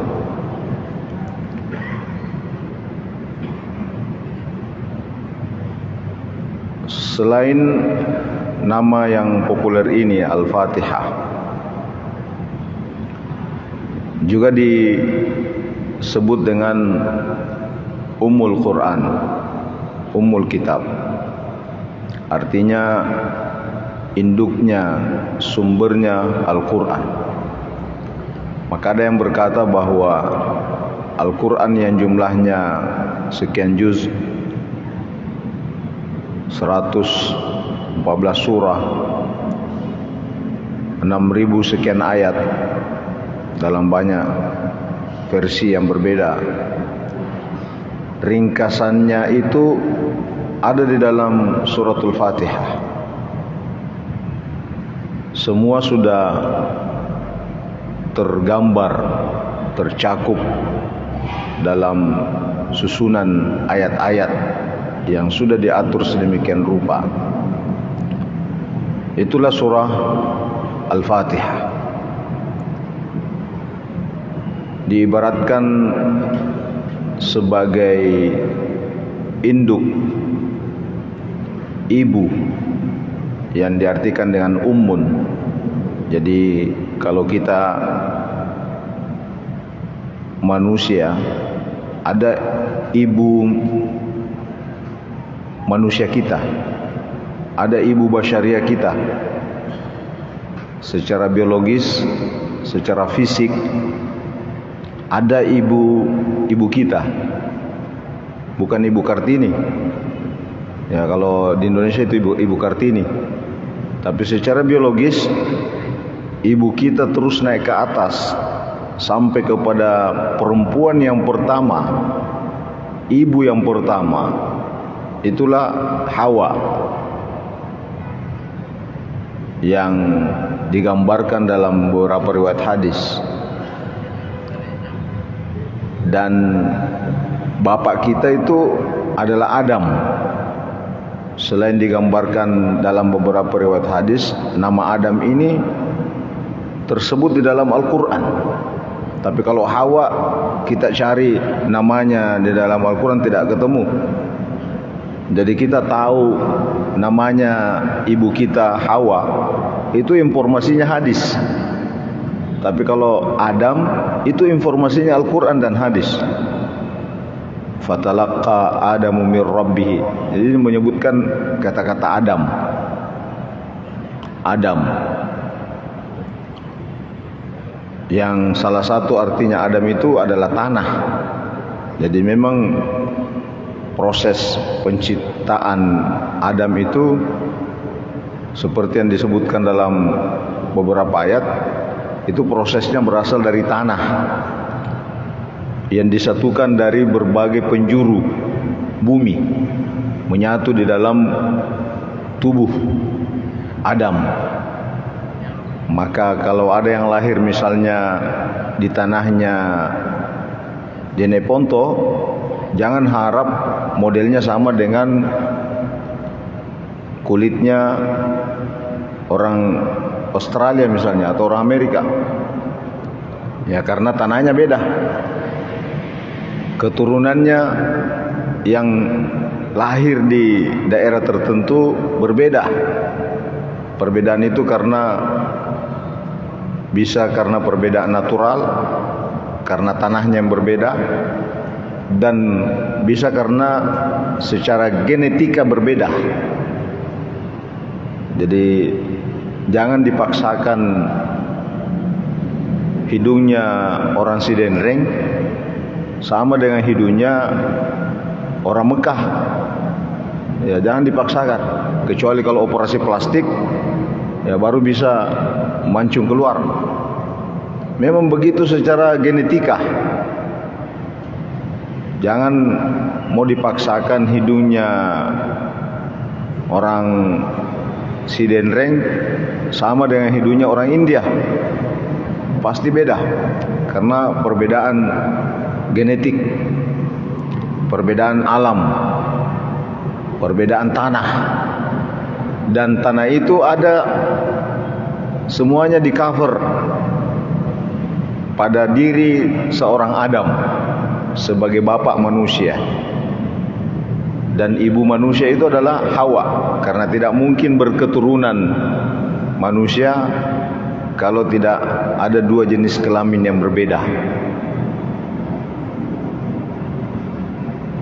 Tapi dari sisi bahwa kita punya induk atau ibu sebagai orang mukmin, sebagai orang Islam, maka biasanya di dalam riwayat-riwayat hadis itu menyebutkan istilah Ummul Mukminin.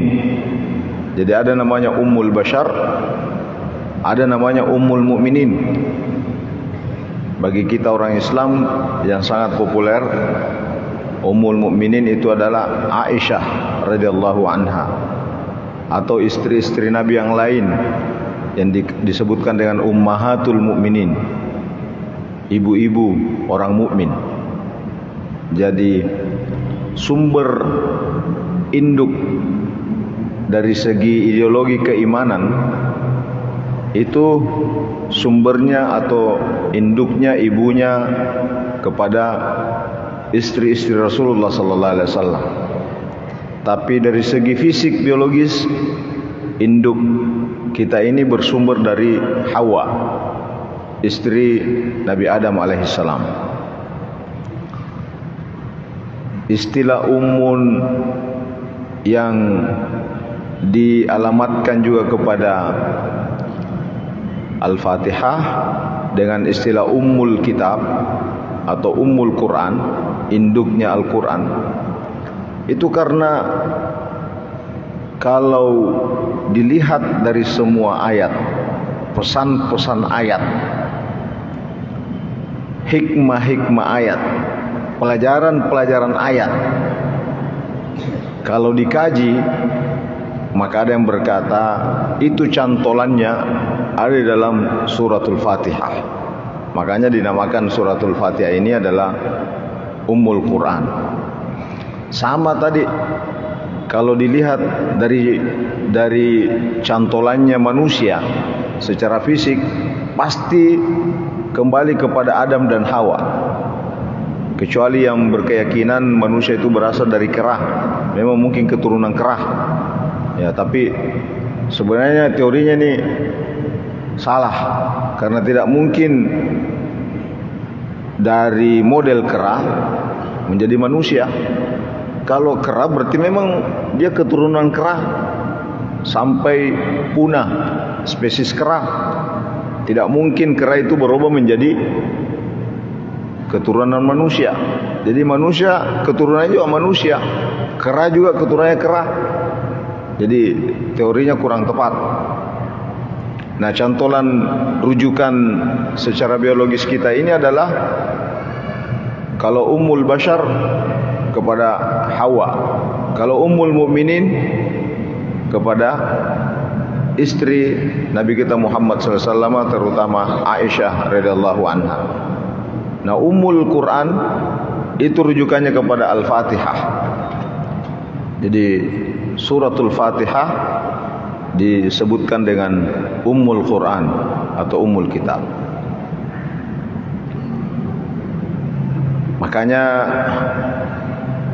kalau dilihat dari susunannya, ada riwayat hadis menyebutkan pembagian ayat-ayatnya. Ada klasifikasi ayat-ayat itu miliknya Allah.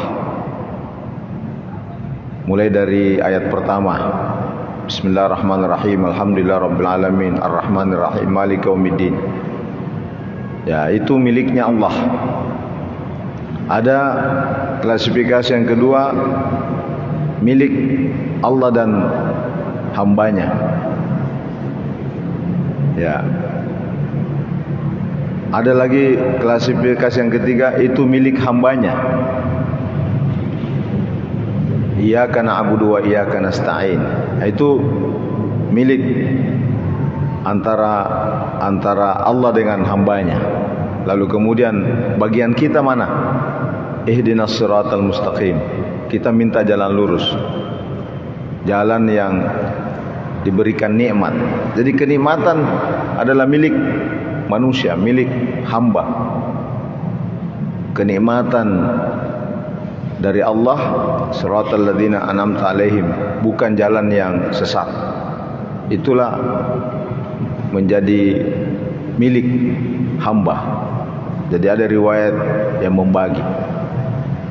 Kalau demikian maka semuanya bertumpu kepada pesan nilai dari Al-Quran itu ada di dalam surah Al-Fatihah, Suratul Hamd, yang kadang-kadang juga disebutkan demikian, Suratul Hamdi, surah puji-pujian.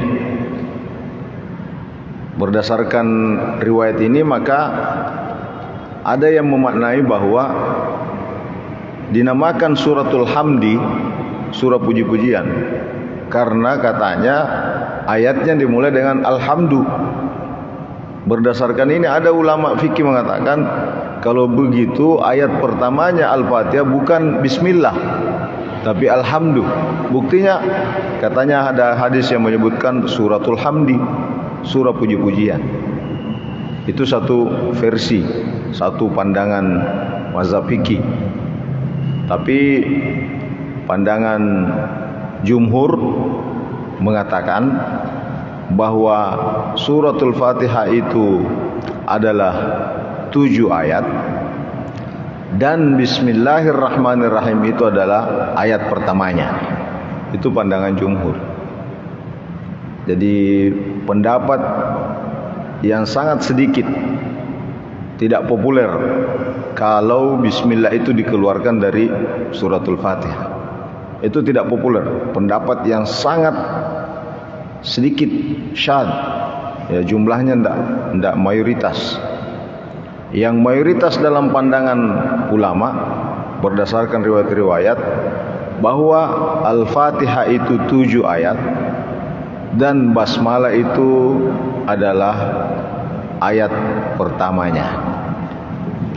Yang menjadi perbedaan ulama adalah apakah ketika dibaca di dalam salat basmalah itu dibesarkan atau dirahasiakan, dijaharkan atau disirkan. Itu yang menjadi perdebatan ulama. Ada yang menyatakan bahwa basmalah itu adalah ayat pertama Al-Fatihah dan ketika dibaca di dalam salat suara dibesarkan. Pandangan yang kedua ulama fikih mengatakan basmalah itu adalah bagian dari Al-Fatihah, ayat pertama Al-Fatihah, tapi kalau dibaca di dalam salat itu disirkan karena Nabi memberikan contoh seperti itu. Yang pasti karena ada dua riwayat yang berbeda dan riwayat ini memiliki akurasi tingkat kesahihan yang berbeda, maka ulama fikih terbagi. Sehingga kalau ada yang memilih jalur membesarkan basmalahnya, jangan dianggap itu bid'ah apalagi sesat. Sebaliknya, kalau ada yang membacanya mensirkan, tidak menjaharkan, jangan juga dianggap itu tidak sah. Nah, jadi dua-duanya diterima. Tapi yang agak bermasalah kalau yang tidak baca basmalah. Ya, tidak baca basmalah, langsung baca alhamdulillah. Sekalipun ada yang membolehkan. Seperti mazhab Hanafiyah itu jangankan tidak membaca basmalah, Ar-Rahmanir Rahim saja dibaca itu sudah sah. Ya, jadi andai kan misalnya ada orang yang salat, Allahu Akbar, iyyaka na'budu wa iyyaka nasta'in, sami Allahu liman, itu dianggap sah salat. Ya, tapi ini sangat tidak populer. Ya, tali wali wa tausin aku engkap pigawi. Ya, tali wali wa senang. Ya, makanya kita beragama itu yang mainstream. Mainstream itu artinya yang populer. Jangan membuat keanehan yang bisa membuat gaduh. Jadi kalau dalam kajian-kajian boleh diangkat itu dalam kajian-kajian. Tapi jangan setelah melakukan kajian lalu kemudian didakwahkan bahwa sahaja itu kalau hanya dibaca ihdinas siratal mustaqim, setelah itu tak usah lagi baca-baca, sudah sah salat. Itu namanya membuat kegaduhan. Ya. Jadi ada hal-hal yang mungkin bisa disampaikan, tapi ada hal-hal itu hanya sifatnya dalam bentuk kajian-kajian saja. Nah, karena itu tidak ada ulama yang mengatakan bahwa kalau membaca basmalah batal salatnya. Tidak ada ulama yang mengatakan. Tapi ada ulama yang mengatakan kalau tidak membaca basmalah berarti tidak sempurna Fatihahnya. Kalau tidak sempurna Fatihahnya berarti salatnya tidak sah. Itu ada ulama yang mengatakan. Tidak ada yang mengatakan, sekali lagi tidak ada yang mengatakan kalau membaca basmalah itu batal salatnya, tidak ada. Jadi kalau begitu lebih baik baca basmalah daripada yang pandangan ulama itu yang benar bahwa kalau tidak baca basmalah tidak sempurna Fatihah, dan kalau tidak sempurna Fatihah tidak sah salatnya. Itu yang benar. Man rasanya orang yang tidak baca basmalah.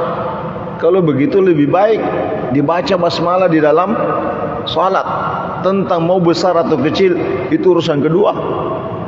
Ya, itu urusan kedua. Tapi ada orang-orang tua dulu, kapan-kapan nak dengar imamnya tidak basmalah, dia minta nak curi. Dia nasa sempaja nasor, dia nak baca basmalah, bismillah. Ada itu orang-orang tua dulu memang tidak mau ikut kalau sekalipun mungkin dia baca basmalah dalam suara kecil, tapi kalau dia sudah tidak dengarkan basmalahnya, dia nak curi. Ya, itu begitu ketatnya ini mengikuti pandangannya Imam Syafi'i. Imam Syafi'i itu menjaharkan basmalahnya. Ya. Imam Syafi'i menjaharkan basmalah. Jadi kalau ada misalnya orang datang belakangan ini jual-jual namanya Imam Syafi'i, bahwa ini Imam Syafi'i salatnya begini, tidak menjaharkan basmalah, itu salah baca itu. Salah baca kitabnya itu. Ya. Imam-imam yang lain ya ada. Ya, Imam Ahmad bin Hanbal, Imam Malik, yang Abu Hanifah itu agak ekstrim pandangannya. Biar hanya satu ayat saja dibaca itu sudah sah. Ya, itu sudah sah. Nah, kalau begitu lebih aman. Lebih aman kalau dibaca basmalah. Tentang dia mau besarkan silahkan, mau kecilkan tidak jaharkan juga silahkan. Ya, dua-duanya memiliki pandangan. Inilah yang perlu dicerdaskan masyarakat kita ini, diedukasi masyarakat kita ini. Jangan sampai ada satu pandangan yang datang mematok bahwa hanya ini yang benar, yang lain-lain salah. Ini yang kadang membuat masyarakat menjadi gaduh. Bagusnya itu dijelaskan, versi ini ada begini, ini ada begini. Jangan dipatok. Yang lebih parah lagi kalau masyarakat itu misalnya sudah menjadi tradisinya di situ membaca basmalah, menjahar. Ya, lalu tiba-tiba datang lagi mengatakan bid'ah hukumnya yang membaca basmalah besar. Itu kan merusak. Padahal dalam fikih tidak seperti itu. Nah, ini yang harus dijelaskan di masyarakat kita ini, harus dicerahkan masyarakat kita ini, bukan dibuat satu pengkotak-kotakan. Jangan dibuat masyarakat. Kalau misalnya di dalam satu daerah, dalam satu masjid itu ternyata baca basmalahnya itu sir, tak usah lagi ceramahkan bahwa tidak sempurna salatmu kalau kau sirkan itu basmalahmu. Tak usah, biarlah dia dengan gayanya sendiri. Itu namanya membuat gaduh masjid itu. Kalau misalnya di satu daerah, di satu masjid, kebetulan kalau salat subuh tidak kunut, biarlah dengan tidak kunutnya. Karena memang ada pandangan yang tidak mensunnahkan kunut setiap saat, setiap subuh. Ada banyak itu ulama-ulama. Tak usah lagi diceramahkan di masjid itu, kalau kau tidak kunut tidak sempurna salat subuhmu. Tak usah. Sebaliknya juga begitu. Kalau sudah masjid itu sudah terbiasa dengan kunut, tak usah datang ceramah, kunut itu tidak afdal. Yang afdal itu tidak kunut. Tak usah. Itu namanya membuat gaduh jamaah. Ya, artinya inilah perlunya membaca literasi, membaca referensi. Jangan hanya satu referensi lalu kemudian itu yang ya dijadikan satu kebenaran mutlak. Ini fikih. Fikih itu ada dasar hadisnya. Cuma ulama berbeda pandangannya, tapi masing-masing punya riwayat, baik itu Al-Quran maupun hadis. Jadi jangan tiba-tiba dikatakan kau mau ikuti ulama atau mau ikuti hadis. Salah itu. Ya, salah terka itu. Ulama itu ikut Nabi, ulama itu ikut Al-Quran. Memahami hadis, memahami ayat, itu kerjanya ulama. Hasilnya berbeda-beda. Sekarang ini kita mau gaya ulama atau mau mengikuti ulama. Kalau kita mau bergaya ulama padahal kita bukan ulama, ya maka solang-solang ya. Ya. Lebih bagus kita mengikuti ulama. Siapa kau ikuti? Sebenarnya kalau saya membaca basmalah berarti saya ikuti Imam Syafi'i.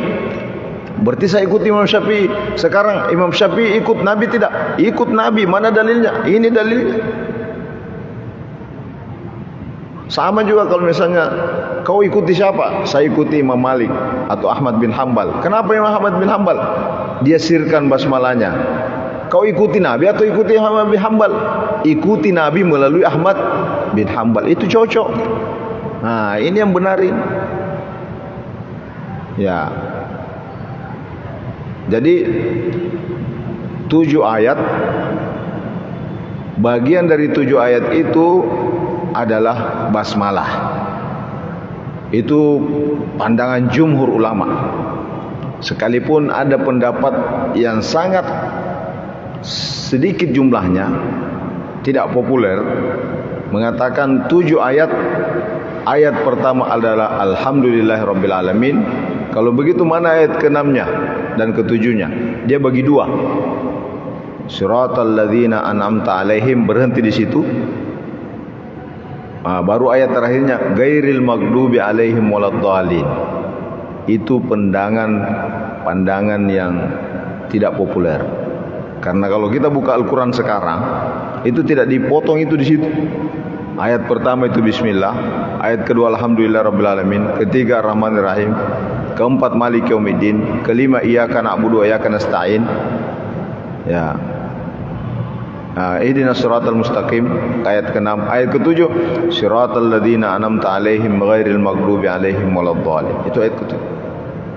Begitu cetakan yang ada, baik itu dicetak di Iran, dicetak di Amerika, dicetak di Arab Saudi, dicetak di Indonesia, begitu semua.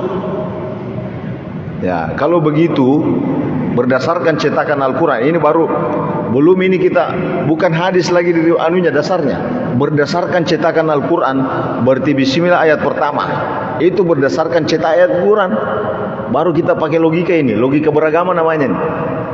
Berdasarkan cetakan Al-Quran, berarti Bismillah ayat pertama. Kalau begitu Bismillah adalah bagian surah Al-Fatihah. Kalau tidak dibaca, berarti tidak sempurna Fatihah. Kalau tidak sempurna Fatihah, agak kejadian.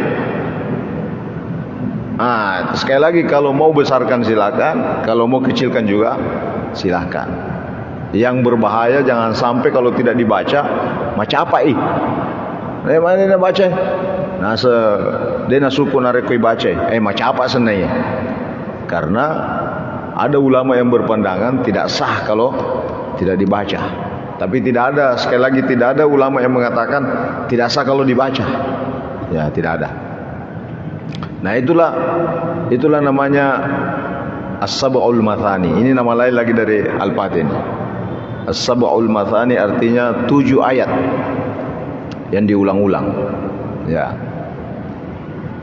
Walaqad atainaka sab'an minal mathani wal Qur'anal azim. Begitu mulianya ini As-Sab'ul Mathani Al-Fatihah. Jadi 2 kali disebut. kami turunkan kepadamu 7 ayat, walau qad atainaka sab'an minal mathani, sab'ul mathani wal Qur'anal azim, dan Al-Quran. Padahal dalam Al-Quran itu sudah ada Al-Fatihah, tapi begitu mulianya Al-Fatihah, disebut dulu Al-Fatihah baru Al-Quran. Seakan-akan kalau dilihat susunan ayat ini, Al-Fatihah itu bukan Al-Quran. Ya, kenapa disebut 2 kali? Kami turunkan kepadamu Al-Fatihah dan Al-Quran. Kan begitu artinya. Maknanya bahwa begitu mulianya Al-Quran, sekalipun Al-Fatihah, sekalipun Al-Fatihah sudah ada dalam Al-Quran, tapi dia disebutkan. Makanya ada ulama yang mencoba memahami seperti ini. Karena ini namanya suratul hamdi, puji-pujian, yang di dalamnya luar biasa doanya. Jadi induknya Al-Quran. Al-Quran itu adalah doa, obat. Berarti kalau begitu Al-Fatihah adalah induknya obat, induknya doa. Coba lihat susunannya. Sebelum kita minta, dipuji dulu. Alhamdulillahi Rabbil Alamin Ar-Rahman, memuji dulu. Ya, tidak langsung minta. Sama kalau kita ke rumahnya orang, lalu kita mau pinjam uang. Kalau langsung pinjam duluan tak, masih pikir-pikir itu kasih. Tapi kalau datang langsung dipuji dulu. Wah, tambah muda kita lihat. Ya, apa itu kita makan-makan tambah muda saja. Wah, ini juga anak tak berhasil semua. Ya, ini berkahnya gini, sepertinya wah, bapak ini mendapat karunia yang luar biasa. Oh iya, alhamdulillah, alhamdulillah. Bisa pinjam uang tak, Pak? Pasti oke. Ya, pura nih gombal. Coba lihat susunannya itu, tidak langsung minta. Alhamdulillah, bismillahirrahmanirrahim, alhamdulillahi rabbil alamin, arrahmanirrahim, maliki yaumiddin, iyyaka na'budu, baru minta. Ihdinas siratal mustaqim, siratal ladzina an'amta alaihim, ghairil maghdubi alaihim waladdallin. Makanya dinamakan suratul hamdi, puji-pujian. Sehingga ada ulama yang memahami begini. Di dalam riwayat itu, protapnya orang berdoa, SOP-nya orang berdoa, menurut riwayat hadis, harus dimulai dengan puji-pujian. Setelah itu salawat. Kalau ada orang yang langsung minta tanpa puji-pujian, maka doanya itu terpending, tidak diproses, karena tidak melalui protap. Nabi menyebutkan diawali dengan puji-pujian. Jangankan doa, kita berceramah, kita bertemu, kita dalam satu majelis, Nabi selalu memuji dulu baru bicara. Alhamdulillahirabbil alamin, ya, wassalatu wassalamu, baru ngobrol biasa. Itu adab, itu adabnya. Apalagi kalau kita berdoa. Dan ketika mengakhiri doa, diakhiri juga dengan puji-pujian. Kan ayat mengatakan wa akhiru da'wahum anilhamdulillahi rabbil alamin. Akhir dari permohonan doanya ditutup dengan alhamdulillahi rabbil alamin. Ada ulama yang memahami begini. Karena surat Al-Fatihah ini juga dinamakan surah puji-pujian, maka pujian yang paling panjang adalah suratul Fatihah. Pujian yang pendek adalah alhamdulillahirabbil alamin. Itu yang pendek. Tapi ada yang memahami karena ini surah pujian dan surah ini lengkap sampai 7 ayat, sehingga ada ulama memahami sebelum dia berdoa dia baca dulu Al-Fatihah, dan di akhir doanya dia lagi baca Al-Fatihah. Kenapa? Katanya kan doa itu diawali dengan alhamdu, diakhiri juga dengan alhamdu. Sementara ada suratul hamdi. Kenapa kalau lebih afdal kalau awal doa itu diawali dengan Al-Fatihah sebagai suratul hamd dan diakhiri juga dengan Al-Fatihah. Sehingga apa yang terjadi? Kebiasaan-kebiasaan yang kita lakukan itu didasari oleh pandangan ulama. Pandangan ulama ini didasari pada ayat dan hadis. Makanya kalau biasa ada orang berdoa, wa sallallahu ala sayyidina Muhammad walhamdulillahi rabbil alamin, Al-Fatihah. Ini dalilnya. Dia awali lagi doanya sebelum baca doa Al-Fatihah. Ya, baru kemudian meminta. Ini dalilnya. Jadi suratul hamd ini namanya surah puji-pujian. Makanya dalam banyak riwayat disebutkan bahwa selain namanya yang disebutkan tadi suratul hamd, suratul Fatihah, Ummul Quran, juga disebut dengan suratul Syifa. Ya, obat. Ya, buktinya banyak riwayat yang menyebutkan misalnya Nabi melakukan meruqyah itu membaca Al-Fatihah. Jadi misalnya Nabi mengobati itu dengan ada yang menyebutkan baca surah Al-Fatihah. Bahkan pernah sahabat melakukan rihlah perjalanan, lalu kemudian di tempat itu ada seorang anak yang dipatok ular. Itu kan ada riwayatnya. Lalu orang tua dari anak ini mengetahui bahwa yang datang itu adalah para sahabat Nabi. Maka ayahnya datang meminta doa. Satu di antara sahabat karena tidak tahu apa doanya kalau dipatok ular. Tidak tahu. Tidak ada, kita diajarkan Nabi ini apa doanya itu kalau dipatok ular. Tiba-tiba yang muda dia ingat Al-Fatihah. Ya, dia baca Al-Fatihah. Ternyata berproses itu dan sembuh. Ya, berkahnya Allah sembuhkan, berkahnya surah Al-Fatihah. Lalu begitu gembiranya ini sang ayah dari anak ini, maka potong kambinglah itu bapaknya, ayahnya. Makan sahabat, kalau lapar-lapar sahabat ini. Ya, setelah itu sampai kepada Nabi, semuanya sampai kepada Nabi. Ada satu tidak puas. Ini cocok tidak ini kalau baca Fatihah orang sakit? Dilaporlah sama Nabi. Bagaimana ya Rasulullah? Ini tadi ini ada orang sakit lalu baca Fatihah. Dan ternyata setelah baca Fatihah kita makan kambing. Apa kata Nabi? Masih ada kambingnya. Saya juga mau makan kalau ada kambingnya. Wah, kalau begitu banyak pelajaran diambil dari sini. Pertama, boleh kita baca Fatihah kepada orang sakit. Jadi bukan hanya kepada orang mati, Pak. Jangan sampai misalnya ada orang sakit kita datangi, kita bacakan Al-Fatihah, semoga Allah sembuhkan penyakitnya. Lalu bilang, belum mati, Pak. Bukan hanya orang mati itu Al-Fatihah. Ya, orang mati ya. Coba lihat kalau kita salat jenazah, apa yang dibaca, Pak? Kalau kita salat jenazah, ada doa langsung Al-Fatihah dulu. Bismillahirrahmanirrahim. Alhamdulillah. Untuk siapa itu Al-Fatihah?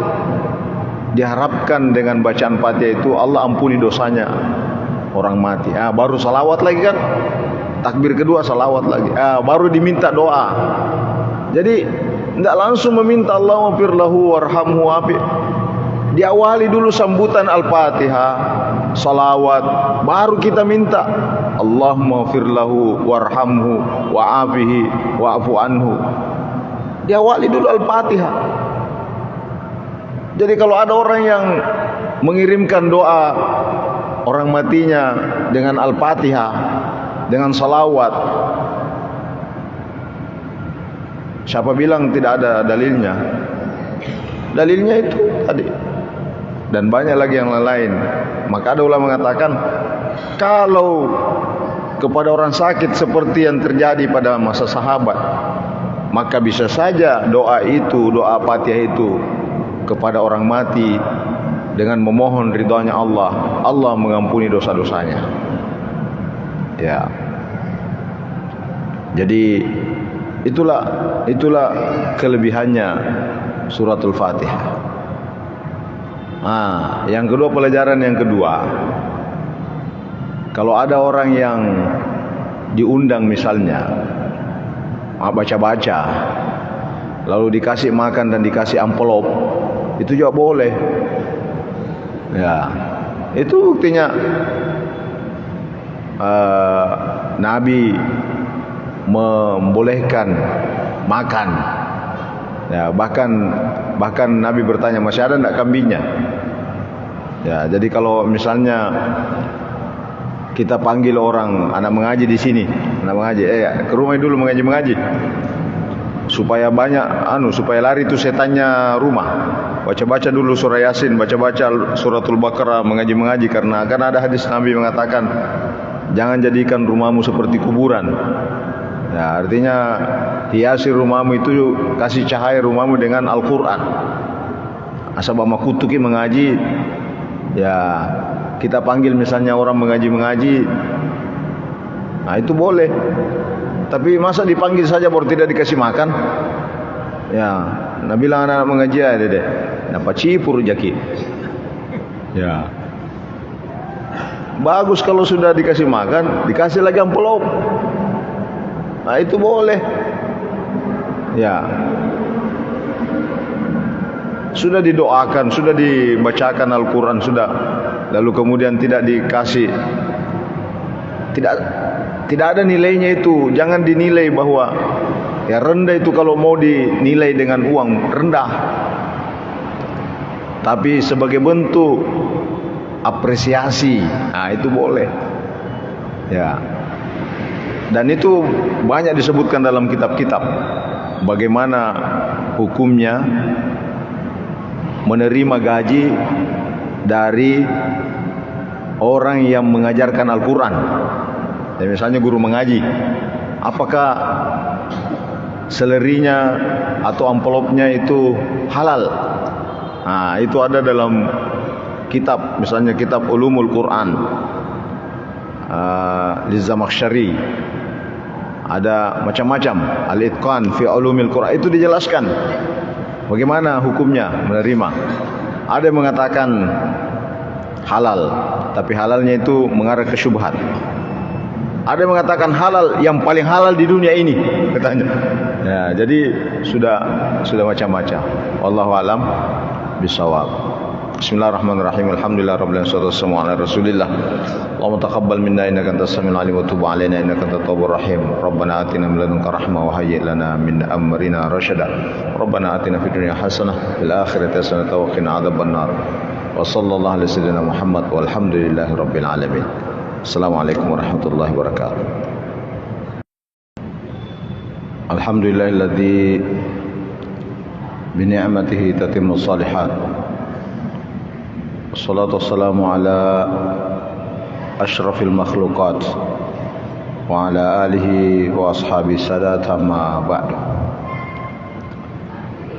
Ikhwanul muslimin, jamaah maghrib dan salat isya